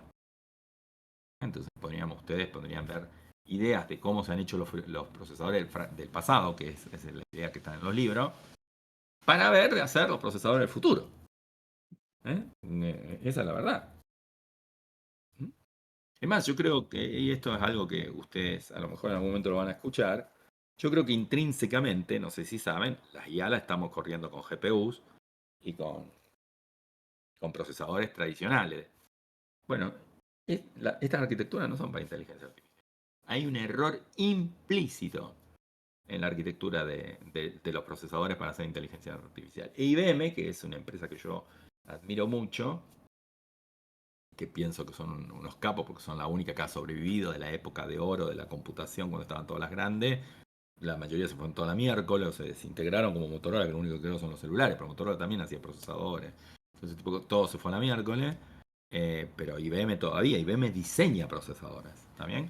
Y una de las cosas que tiene IBM, yo sigo mucho la investigación de IBM está haciendo un chip que se llama chip neuromórfico, que es muy interesante. Es un chip especializado, por ahí le pegan, o no, con la arquitectura para correr aplicaciones de inteligencia artificial. Aparte que están como todos trabajando obviamente en la computadora cuántica, que bueno, por ahora no andan ni para adelante ni para atrás, pero no se pueden quedar fuera de juego. Entonces, bueno, que a lo mejor algún día van a tener que empezar a estudiar eso, ¿no? La computadora cuántica. Y usa sus propios lenguajes de programación y tiene su propia arquitectura, que es mucho más retorcida a entender. ¿Está bien? Es más, la arquitectura cuántica ya se puede estudiar. Yo podría dar un curso de arquitectura cuántica. ¿Está bien? Pero el problema es que no podríamos hacer práctica. Hay simuladores. Pero hay algo que no está en la calle. Sería algo. Sería que es una optativa. ¿Está bien? Y hay laburo en eso, que es curioso. Pero bueno, es porque las empresas no se quieren quedar. Dudo, no lo digo mala onda, que contraten a un AUS, pero es muy factible contratar un LSC. Y curiosamente el LSC no sabe nada del tema y no dan una optativa de esto. Que ellos tendrían que a lo mejor darlo porque, qué sé yo, IBM podría contratar. De hecho, IBM tiene una computadora cuántica para jugar de 56 qubits que se la presta a las universidades. ¿Está bien? Para hacer experimentos, nada más, ¿no? Para ir aprendiendo todas estas cosas. Porque si algún día logran resolver el problema y pueden construir una computadora que tenga varios millones de qubits, bueno, podríamos empezar a hablar. Pero por ahora lo más prometedor han sido 1000 y pico, 2000 qubits y ocupan habitaciones completas. Es como la misma historia. Esto imaginen ustedes hace 60 años atrás, si yo estuviera dando un curso de arquitectura computadora y todo el mundo de una máquina de mierda, ¿no? Porque suma, resta y todo lo demás y ocupan un edificio. Estaban todas hechas con válvula, imagínense. ¿Ok? Entonces era... Y sin embargo se daban cursos en la universidad. Era un poco más elitista, pero se daban. ¿Se entiende esto? ¿Por qué dar un curso sobre una máquina que no existe? Existe Sí. en la práctica, ¿no? En la calle. ¿Sí? Eso viene bien para los que siempre dicen, profe, hay que enseñar cosas que están en la calle. Bueno, depende del tipo de carrera. Hay tipos de carreras que están orientadas más hacia la ciencia y también hay que enseñar cosas que no están en la calle. Si no, en la calle nunca va de cosas nuevas. Bueno, okidoki. Bueno, creo que con la unidad de control terminé. Algo importante que justamente está acá, que esto me parece interesante, tendríamos que revisar, bueno, acá habla de la unidad de control, que después con mapa de Carnot reducirla.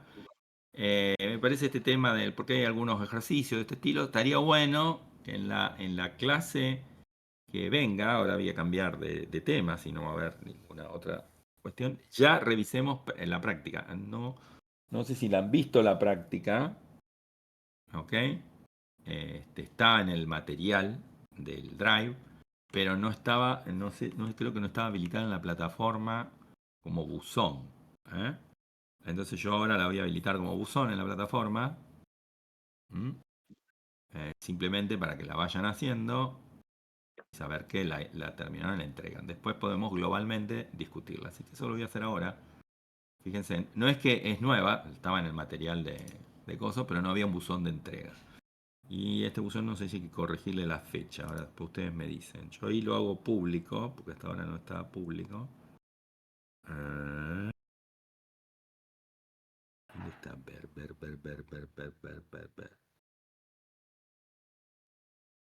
Profe, una pregunta. No me porque tengo que poner una fecha coherente, pues tiene fecha, tiene fecha en cualquier lado. Ustedes no lo ven, ¿no? El buzón que dice tarea, unidad 1, ruta de datos y control. No. No,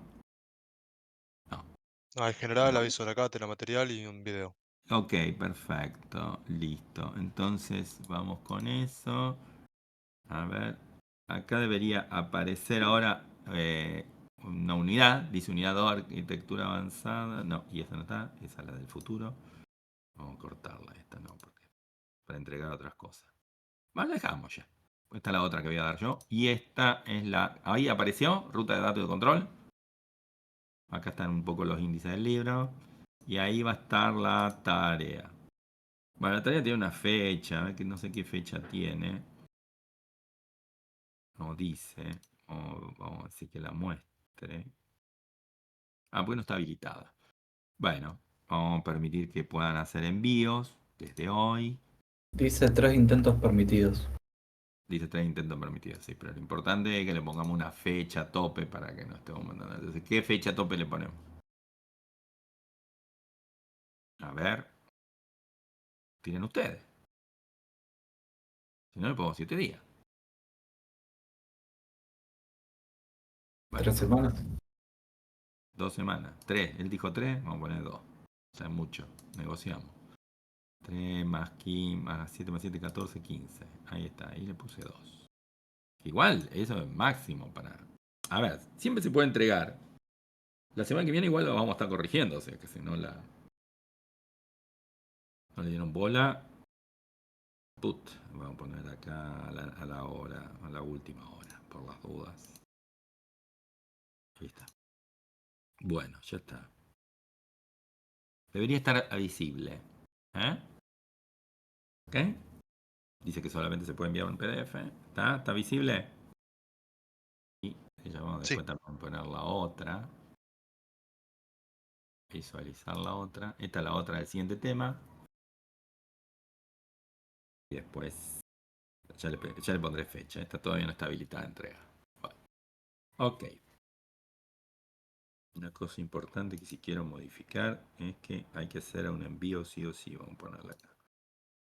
No sé por qué. Ya alguien puso ver. Vamos a ponerle. No es necesario que la vea, sino que es necesario que la entregue. Bien. Y no tiene calificación. Entrega, disponibilidad, configuración. Sí. Calificación no tiene. Ahí está. Ok. Así es. Bueno, suma no tiene calificación. Bueno, listo. Okidoki. Vamos a modificar esto también. O sea que no la habilitamos. Vamos a poner acá que no es necesario que la vea. Sí, y no tiene calificación. Eso siempre. Va, después ya le vamos a dar una fecha a la siguiente. Okidoki. Entonces la semana que viene vamos a ver eso. Así le damos tiempo a digerir el tema y jugar un cachitinho. Bien. Entonces lo que le sigue a esta... no, quería terminar hablando un poquito de... ahí está. De Profe, la... antes de continuar, tengo una pregunta respecto a la unidad de control. ¿Siempre va a ser un sistema combinacional o hay arquitecturas que lo pueden implementar como un sistema secuencial? No. La que vamos a ver ahora, la siguiente, lo implementa como un sistema secuencial y complejo. Ah, ok, listo. Sí, Bien. sí. Y después va a haber la última, la implementación es de lo Sí. más rara, está distribuida. O sea, no está implementada no existe una unidad de control. Hay una unidad de control mínima, pero en realidad la unidad de control está distribuida, no se entiende en todo el procesador. No lo va a entender hasta que no lo veamos. Es la arquitectura más Tal cual. compleja que la que estamos usando ahora. ¿Está Bien, bien? o sea que hay diferentes formas de implementar una unidad de control. Y va a depender mucho del datapad. Lo que pasa es que el último datapad Claro. que vamos a ver, es un datapad donde es capaz de ejecutar varias instrucciones simultáneamente, Ok. que es lo que Bien. usan los procesadores modernos. Y Sí, eso en genera... paralelo, digamos. ¿Eh? En paralelo. Sí, pero no. Ok. En pipeline, no. Porque nada que ver con multicore. Multicore es otra cosa. Ah, bien. ¿Ok? Los procesadores antes de ser multicore ya ejecutaban instrucciones en paralelo. Pero no exactamente en paralelo. Se llaman en pipeline. Ya vamos a verlo. En pipeline. Ok. Bien. Ya vamos a ver qué es el pipeline. La idea es tonta, ya te la cuento, porque sí que es muy parecido al... No sé si en algún colegio vieron algo, lo hablan del Fordismo, de cómo hacía Ford. Ford cambió toda la industria porque creó la línea esta automatización. Entonces, cada pedazo lo que hizo es dividir cómo se hacía un auto en muchas etapas y después cada etapa se iba probando. Entonces, cuando se liberaba una etapa, pasaba la parte del auto a esa etapa y entonces vos no tenías haciendo un solo auto a la vez. Hasta que terminaba el auto, se liberaba el taller. Sino que en el taller tenías, si estaba dividido en 10 etapas, estaba haciendo 10 autos simultáneamente. ¿Entendés la idea? Claro, construyen, digamos, un componente. Claro, uno hacía un componente, el otro le Claro, ponía cosas, el otro soldaba otra cosa, así van dividiendo. por partes. Bueno, esto es lo mismo. Para Bien. dividir a una sola instrucción en partes, ¿está bien?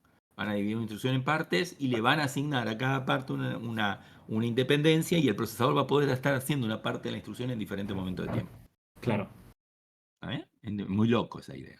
Pero la copiaron exactamente de ahí, de la idea de esta De cuestión Fordismo.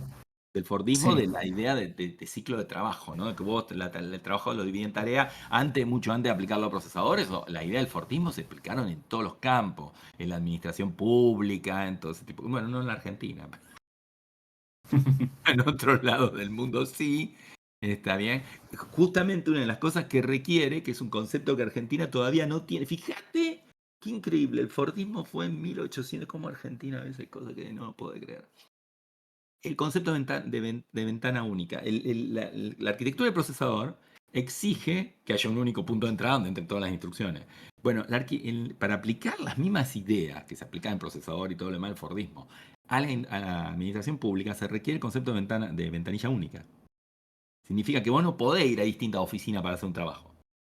¿Entendés? Que alumnado, que hay esto, que mesa de entrada. No, habría un solo lugar donde se recepciona todo. ¿La casa? Bueno, ese criterio todavía no existe en la administración pública argentina. A pesar que existen Pero muchas sí en los procesadores. y sí en administraciones públicas de Europa, por ejemplo, en muchas, no todas, los países sobre todo que están terriblemente avanzados, Noruega, Suecia, ese tipo de cosas, en Estados Unidos en parte, o fíjate cómo el tema que los seres humanos se oponen a ese tipo de cuestiones. Está bien ese tipo, pero es alucinante porque vos tendrías un solo lugar donde llevar todos tus trámites y no que tenés que ir pasando de un lado al otro, ¿entendés? Es una cosa extraña. Entonces adentro el trámite se puede Burocracia pura. descomponer. ¿Eh? Burocracia pura la Argentina. Sí, sí, es complejo, no vamos a hablar de política, Ah, pero, eso que usted dice es pura burocracia. A mí me jode un montón cuando tenés que ir de un lado al otro para hacer un sí, trámite. pero yo lo estoy hablando no desde el punto de vista político, sino desde el punto de vista teórico, no sé si que se llama teoría de las organizaciones. La teoría de las organizaciones ya tiene estudiado esta temática y tiene implementados modelos y todo lo demás. Después, ¿por qué no se implementa en la Argentina? Es raro y es curioso porque durante la época de la pandemia se implementó. En parte, no totalmente, se implementó. Y luego se había logrado muchas cosas mejorar, porque vos enviabas PDF, había muchos formularios, y todo eso se desapareció. Qué loco, Mira. ¿me entendés? Entonces, ahí donde juega, no sé si entendés, lo político y otras cosas raras que vos no lo entendés, va en contra, no sé si entendés, va en contra de lo racional. Sí, no, o sea, totalmente. Entiendo lo que usted dice desde el punto de vista de la teoría de la organización, de lo teórico. O sea, me Mm, parece que es más eficiente, como usted lo plantea, un modelo más eficiente. Claro, Y eso es pero por ahí lo que aparecen yo detesto, Pero que no aparecen sea tan problemas eficiente. de la gente que no lo quiere implementar porque cree que va a perder su trabajo, montones de miedos. Claro. Cuando nosotros nos damos yo desgraciadamente lo digo a veces como una desgracia, porque no suelo hablar del tema. Yo no hice la carrera en una universidad donde se tratara justamente temas tecnológicos. Como yo he hecho 3 años de electrónica, 3 años de la licenciatura, todo ahí aprendí toda la parte, pero yo me recibí ingeniero en una universidad que se dedica a los negocios, ¿me entendés? Una carrera disfrazada de sistema que se llama la Universidad Abierta Interamericana. Por eso lo hice en un año y pico, la verdad, porque lo único que tuve que estudiar fueron todas las otras materias, las rendí libre, las rendí con los ojos cerrados. Tuve que estudiar terriblemente las de economía y todo demás que no entendía un carajo. Y una de las materias que tenés es teoría de las organizaciones, y en la teoría de las organizaciones es increíble porque hay un libro muy bueno. Yo hay muchas cosas que aprendí de toda esa bla bla, no me gusta ese bla bla, pero reconozco la gente que escribe, investiga sobre ese tema, que se llama Loudon y Loudon, que está muy bueno si te interesan los negocios, en donde el tipo te habla de teoría de las organizaciones y que te explica, es un libro de ingeniería en sistemas realmente, te explica que el 90% de los proyectos de software de gran escala planetariamente fracasan. ¿Y sabe por qué? Por el ser humano. No Mira, es por falla del software, por ser humano. Y el ¿eso componente cómo se número uno llama? se llama resistencia al cambio. Resistencia al cambio. ¿Cómo se llama el libro, profe?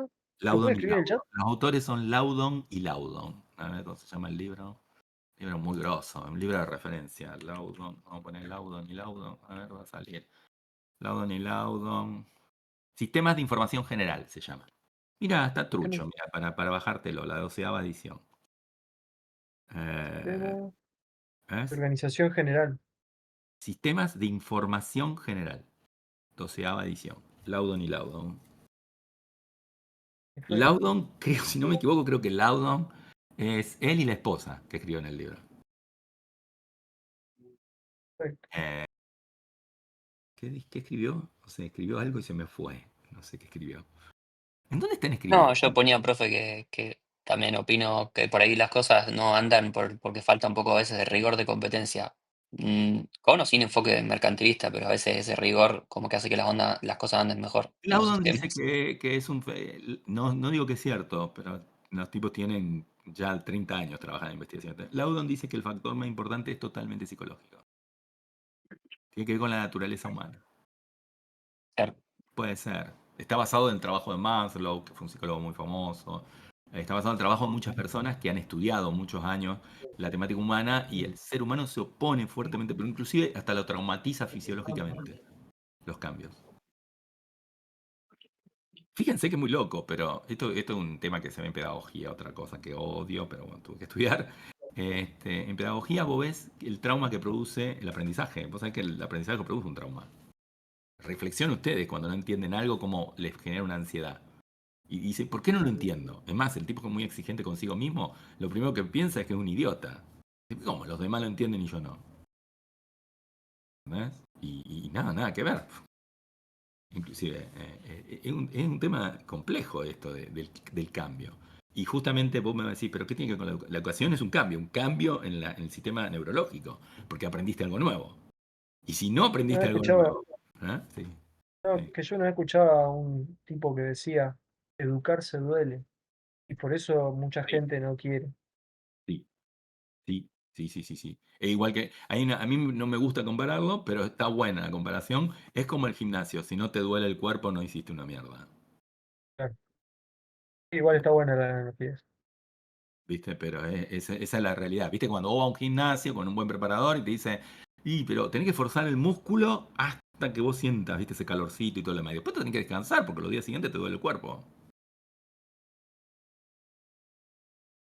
Bueno, algo Igual qué sé yo, similar yo creo ocurre. que también eso, bueno, pero es una cuestión ya más filosófica de la pedagogía de la educación, pero cuando a uno le gusta lo que está estudiando, lo que está aprendiendo, yo creo que no tiene por qué doler. Sí, porque duele por otro motivo, no, no duele por la sensación de... Es problemático. No es que duele por el hecho, porque, a ver, el dolor y el placer no son excluyentes. ¿Está bien? Esto no te lo digo yo, te lo dice Freud, te lo dicen un montón de corrientes psicológicas. El tema es que el dolor proviene de que las sinapsis tienen que reenlazarse. ¿Me entendés? Entonces, vos lo compensás con el deseo. ¿Por qué? Porque como deseas aprender, te sentís contento, pero cuando lo aprendiste, pero te olvidás del momento en que no lo aprendés, que no lo entendés. Y ese momento que no lo aprendés se llama momento de elasticidad plástica de las neuronas. ¿Está bien? Es muy loco porque estamos, por primera vez, tenemos una herramienta que se llama RMNF, que permite analizar el cerebro de las personas sin ser invasivo. Acá en Argentina no se hace casi nada, pero yo estuve 11 años trabajando en relación a eso en la Facultad de Medicina, porque enseñaba la parte de radiología y justamente daba la parte de maquinaria. Y el RMNF es una cosa increíble, es el resonador magnético nuclear funcional. Permite ver la actividad neuronal, no es radiactivo, sé que no genera drama, pero tenés que utilizar pacientes como conejillo de India, ¿viste? Tenés que decir, bueno, a ver, vos ponete a leer un libro y te tengo que meter en la cabeza un monstruo gigante y analizar lo que está haciendo tu cerebro mientras que no es algo que todo el mundo se preste. Y hemos descubierto cosas maravillosas. Entre una de ellas es el tema de lo que se llaman vías sinápticas. Y las vías sinápticas es muy interesante porque vos notás cuándo el aprendizaje es efectivo y no es efectivo. Y hace poco sacó un libro, hace poco digo 6 años, ¿no? Pero es nada, en ciencia últimamente. En 6 años se sacó un libro muy fuerte que muestra que las vías sinápticas no se realizan cuando la persona lee sobre pantalla de computadoras. Es increíble. Ah, ¿viste? Sí, eso es En verdad. edad joven, estamos hablando de edad joven, estamos hablando de 8 años, los trabajos se han hecho. A los 8 años Sí, sí, Si vos lees de un iPad o ese tipo de cosas, los chicos no crean vías sinápticas. De hecho, yo vi que Facundo Manes publicó la otra vez algo relacionado Van a con estar eso. trabajando en eso, sí. Lo que De pasa es que que ahora incluso no, usted dice para edades pequeñas, pero para gente en general dice que no es lo mismo leer de la computadora que leer del no, libro papel. no se sabe así, sí.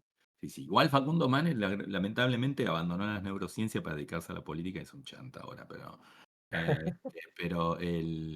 sí, eso le pasa mucho. Hubo un físico muy importante de la UNR que le pasó lo mismo, el tipo de un día le que cerraron la boca porque un paper que publicó se lo había robado.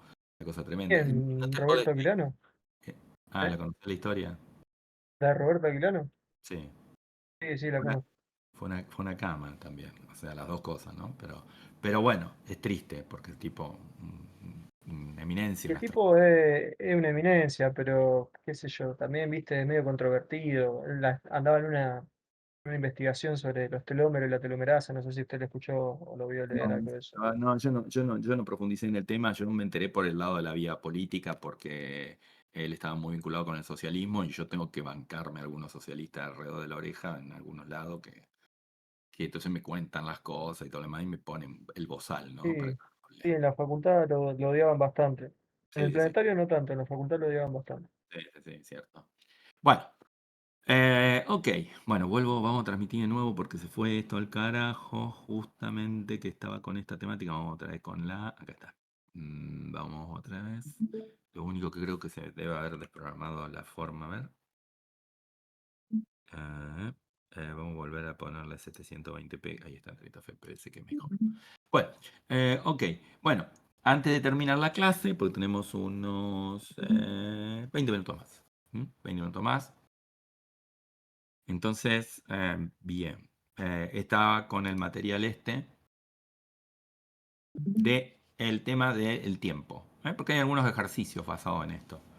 Entonces, la pregunta es, acá hay algo importante que no lo hemos dicho. La unidad de control es, no sé si están fugando la gente, que se escucha tanto ruido. Todavía no terminó la clase, ¿eh? Espera. No, es que se había caído el stream y estábamos entrando de nuevo, supongo. Claro, es por eso. Bueno, okidoki. Bien, entonces, ¿se ve atrás de la pantalla? Sí. Bueno, ok. Entonces, en los ejercicios de la práctica, una de las cosas que le pide es calcular los tiempos que tarda alguna instrucción. ¿Está bien? ¿Y cómo que tarda? ¿Cómo que puede haber diferentes tiempos si la unidad de control es combinatoria? Bueno, la temática es la siguiente. Fíjense, acá le está asignando tiempos. Fíjense, a la memoria de instrucción dice para poder accederla tardo 2 nanosegundos. 2 nanosegundos tardan en hacer la suma. Los registros los leo en 1 nanosegundo. La ALU tarda 2 nanosegundos en computar el resultado. Está 2 nanosegundos. Y leer la memoria de datos 2 nanosegundos. ¿Está bien?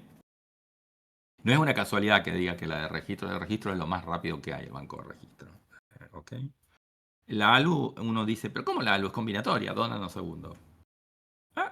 Es combinatoria, 2 nanosegundos, pero tiene muchas puertas una atrás de la otra, en una cosa retorcida, entonces eso puede producir una latencia. 2 nanosegundos, pero ¿cómo? Si es instantáneo el verso que le vendimos. Pero en la realidad es que todos esos transistores se tienen que estabilizar.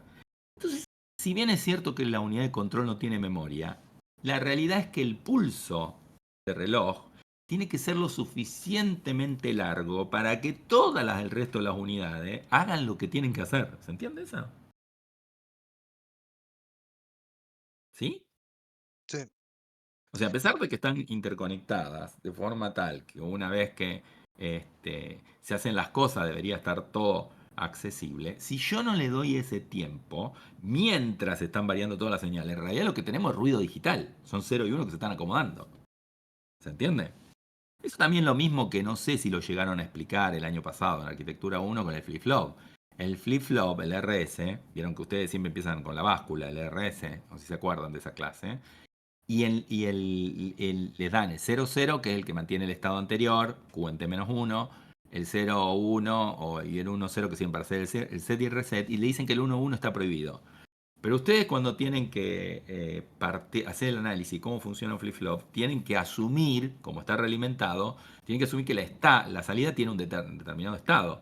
Y en realidad es mentira que el flip-flop automáticamente cuando llega un set, un reset, pasa a un 0, un 1. Eso depende del estado previo que tenía y la estabilización, lleva un tiempo. Mira, durante ese tiempo, yo no debo considerar la salida como salida válida. Por eso, después, Walter les habló de los flip-flop sincrónicos, ¿está bien? Donde hay un flanco para que yo haga las cosas en un determinado tiempo y sé que tengo que esperar. También yo puse las entradas en un determinado tiempo y tengo que esperar. Y en los combinatorios, si bien no hay reloj para nada, porque no hay memoria, también tengo que esperar.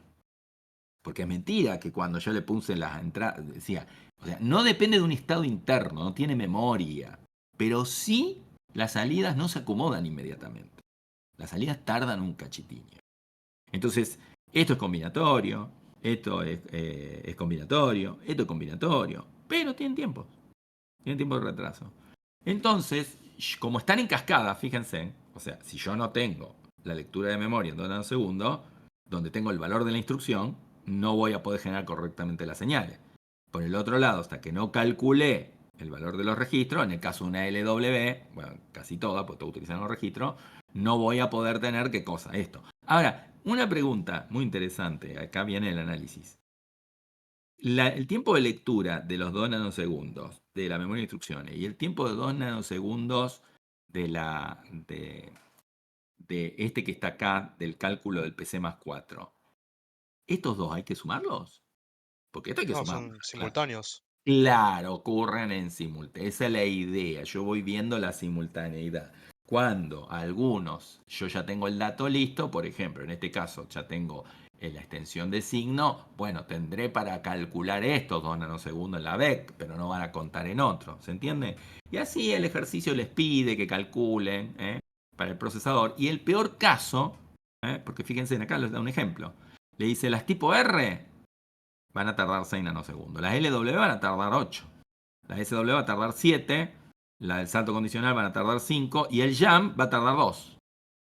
Porque el jump lo único que tiene que hacer es agarrar y hacer la lectura. Creo que el jump, no sé si esta tabla no tiene un error, no sé si son 2 o 2, 4, no me acuerdo. Creo que son 2, no estoy seguro. Pero por la duda esto revísenlo y si tienen una duda me lo consulta la clase que viene. Entonces, ¿qué pasa? ¿Cuál es el que tengo que considerar de todos estos para ponerle al reloj?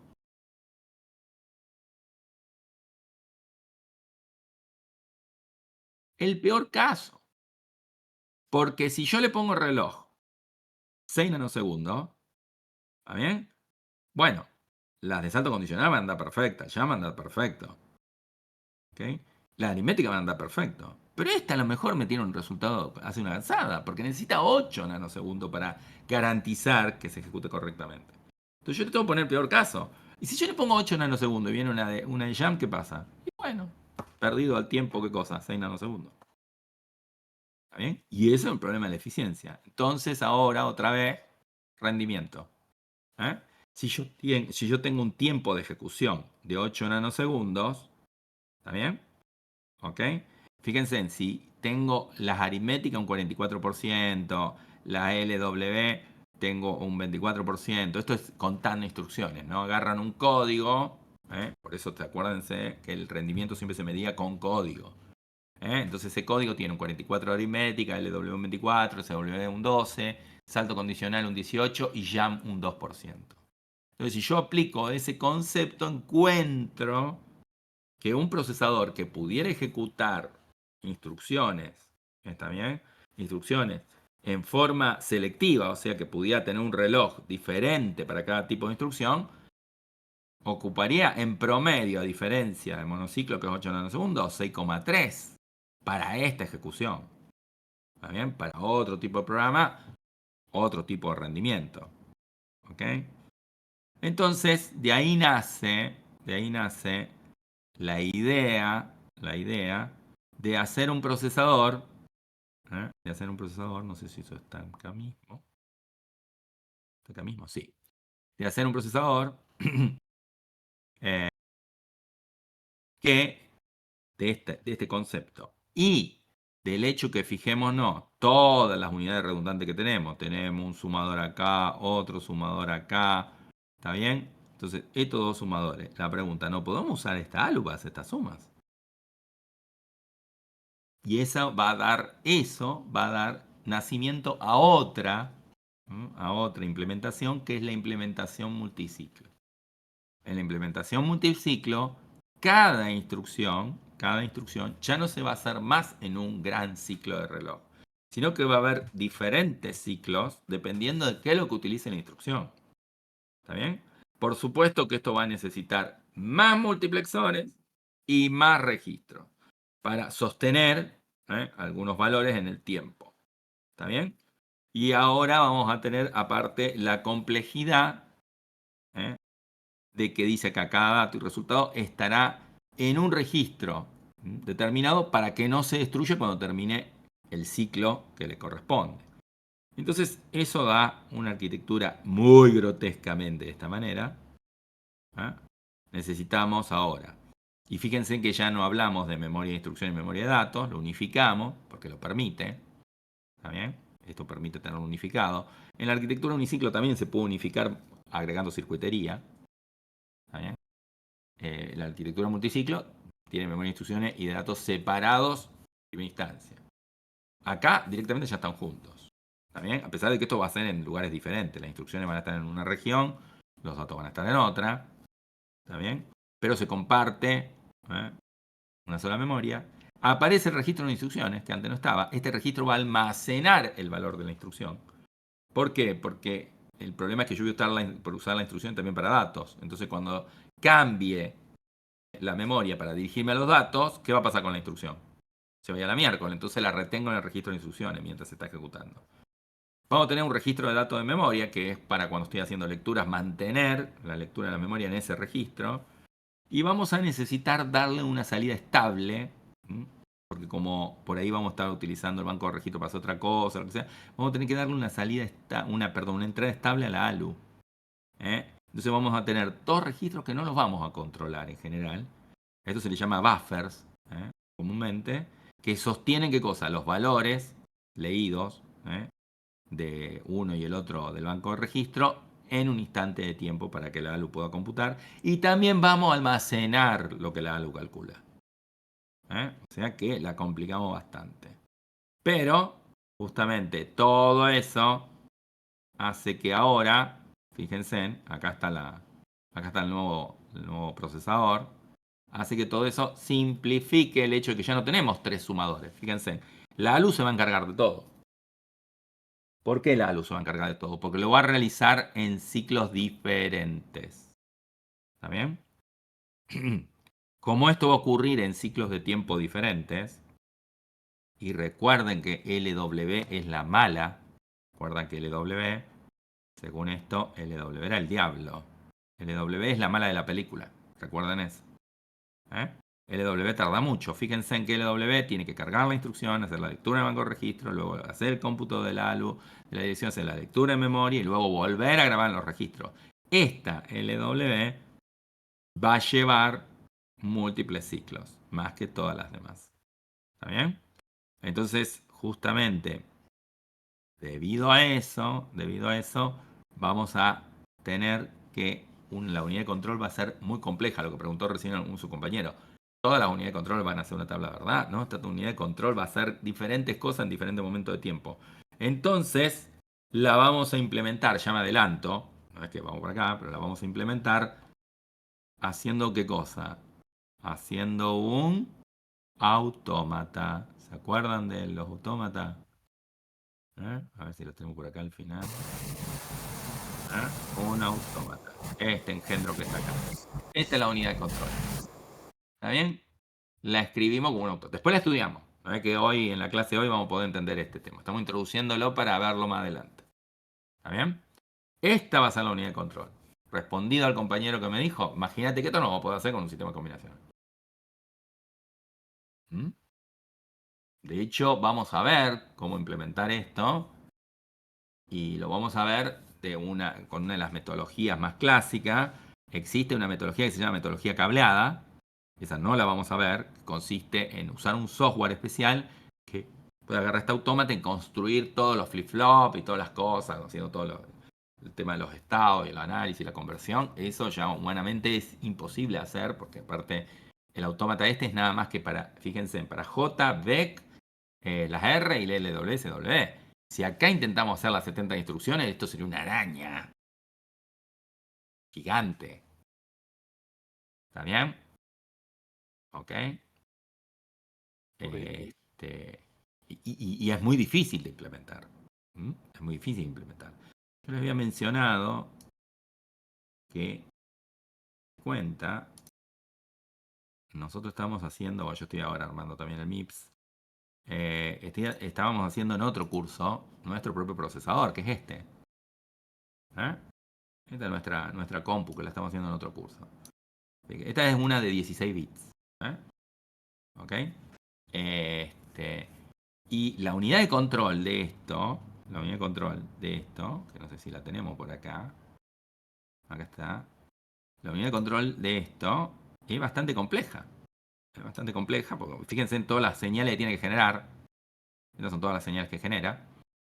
No sé si lo están viendo esto, ¿no? ¿Se está viendo? Sí, sí. Perfecto. Toda la señal que genera. Y esto es una ROM interna que tiene en binario cómo debe trabajar el autómata. El autómata se microprograma. Fíjense que hay una unidad de secuenciamiento programable, que es una unidad de saltos, y otra EEPROM. Acá tengo otra unidad de control, esto todavía no está terminado. Tengo otra EEPROM, que es la que yo voy alimentando y va generando, dependiendo del microcódigo interno. El microcódigo interno es de 5 bits, no importa por qué. Ahora, va haciendo la evolución, quiere decir que va generando todos los posibles estados, porque esto tiene adentro 32 estados diferentes, por eso 5 bits, 32 estados diferentes, y en esos 32 estados diferentes toda esta bestialidad de señales que tengo que generar. Entonces la implementación puede ser muy compleja. Bueno, nosotros no lo vamos a ver en este nivel de detalle, porque yo no le voy a pedir que la construyan en el Circuitverse. Acá está la idea, pero vamos a estudiar muy conceptualmente en qué consiste. Pero para eso primero vamos a tener que concentrarnos duramente. Fíjense que los slides están son un montón de slides para explicar esto acá. Bueno, hay otro video de esto. Yo diría que primero concentrémonos en terminar la primera fase. Si yo quieren ya lo subo el video, no tengo ningún drama. Hay otro video de esto, bastante bonito. Igual, en la misma filosofía, hecho con la clase, sé que ustedes escuchan las interrupciones que hacen los alumnos y todo lo demás, donde está contado nada más que esta versión del procesador. ¿Okay? Pero bueno, a mí me parece bueno que tengan los videos porque ustedes pueden ver, etcétera, independiente de que demos la clase, que también cuenten con el video, ¿no? Yo inclusive esos videos de vez en cuando los miro, qué sé yo, etcétera, todo lo demás, y trato, porque como yo en la clase suelo hablar de otras temáticas, entonces considero que es más práctico tener este video que está revisado por mí, no sé si se entiende. Que los videos que siempre digo, no usen el video de la clase, porque a veces en el video de la clase hablamos de otras cosas que no se van a tomar en el examen. Entonces por ahora me gusta, yo tengo grabadas casi todas las clases, voy subiendo todos esos videos. No es que el video reemplace o elimine ni la clase ni el libro, pero es otro elemento más que tienen ustedes. ¿Está bien? Y que tienen lo posible filtrada la cháchara. Bueno, no sé si tienen alguna consulta. Este tema lo introdujimos nada más. Fíjense en cómo mostramos que pasamos de una organización a una muy diferente. La próxima clase, después de revisar la práctica, vamos a pasar a hablar de este procesador. ¿Está bien? Después vamos a ver otra implementación más, que es la que mencioné, esta que usa las ideas del Fordismo. ¿Está bien? La idea del pipeline, la idea de la secuencia de trabajo, la línea de producción. ¿Estamos? Y ahí se produce el primer corte en la materia y ahí normalmente tomamos un parcial. ¿Está bien? O sea, cuando cortamos con ese tema, vemos las prácticas de eso, ahí hacemos un parcial. Y después no sé si llegamos a hacer el parcial siguiente, dependerá de cómo viene la actividad o todo lo demás. ¿Estamos? Ok. Bueno, ¿ni tiene alguna consulta? ¿Cómo va el ritmo de la clase? ¿Cómo les resultó? Porque yo a veces hago estos espacios de silencio para dejar a ver que alguno diga algo. ¿Mm? Traten, por favor, de expresar sus frustraciones, qué es lo que no entienden, cómo viene la cosa, porque cuentan con mucho material para estudiar ustedes, pero no cuentan con tanto tiempo para verme a mí. Entonces aprovechen este tiempo que están conmigo para hacer algo más que yo hable, que ustedes me interroguen, ¿se entiende? ¿Ok? Ustedes tienen esa necesidad de decir, bueno, estoy esta cosa. Ya sé que lo ideal, que no es lo que no pasa en educación, primero sería que fuéramos mucho menos por docente, y la otra sería que en el momento que te surge la duda, vos pudiera agarrar y decir, bueno, yo te la resuelvo, pero yo no soy profesor particular de cada uno de ustedes. ¿Estamos? Pero anoten esas dudas, llévenlas, documentenlas bien. Este, yo siempre necesité generar mucha documentación. Es una bestialidad. Yo no sé si desde el año pasado que vengo dando mucha manija, no sé si en algún momento voy a poder grabar un video o dar algún pequeño cursito, pero que yo creo que no se los había, se lo había comentado en algún momento para que ustedes tengan una idea, y este es la nueva generación, esto no lo están viendo, pero se los voy a mostrar. Fíjense. Y eso que ahora estoy haciendo una transformación. A ver si esto lo puedo transmitir. Discord. ¿Puedo cambiar de pantalla sin cortar el streaming o no? Sí. A ver, vamos entonces a ver. Change stream ¿es? Sí, Screen, sí. ¿Cambiará la cosa? Bueno, no sé si lo están viendo. Obviamente no puedo mostrarles todo porque esto es muy personal, pero esto es mi base de datos de conocimiento. Tiene 3.800 notas. Esto no es 10 años, ¿no? Estos son los últimos 2 años nomás. Pues estoy pasando de otros sistemas que usaba antes diferente. Yo tomo notas de todo. Este es un video que vi. Entonces yo el video automáticamente me genera. Esto está todo construido por mi software armado que lo mete. Porque esto no lo hace esta función automáticamente. Entonces, por ejemplo, ahora, qué sé yo, me interesa un video, pongo un par de secuencias, va, lo busca en la API de YouTube, hace el análisis, busca el copete, lo pone acá. Entonces yo ahora después vengo y pongo acá mis notas. En este video vi tal cosa interesante para redes, de bla, bla, bla, bla, bla. ¿Entienden? Importantísimo tomar notas. Antes las hacía en papel, tengo cualquier cantidad de libretas en papel. Ahora dejé de hacerlo y me gusta más hacerlo acá en el... No me acostumbro a hacerlo ni en el celular, que hay mucha gente que lo hace en el celular. Para mí el celular es nada más que para pagar las cosas, que tengo todas las billeteras digitales y punto, y nada más. Siquiera lo uso para consultar el correo, no tengo nada en el celular. Soy muy ¿Cómo fanático. se llama la app, profe? Obsidian, hablo mucho de esta aplicación, pero no es necesariamente, porque no todo el mundo le resulta, esta particularmente está muy toqueteada por mí. Si vos mirás, por ejemplo, acá tengo otras que estos son de test.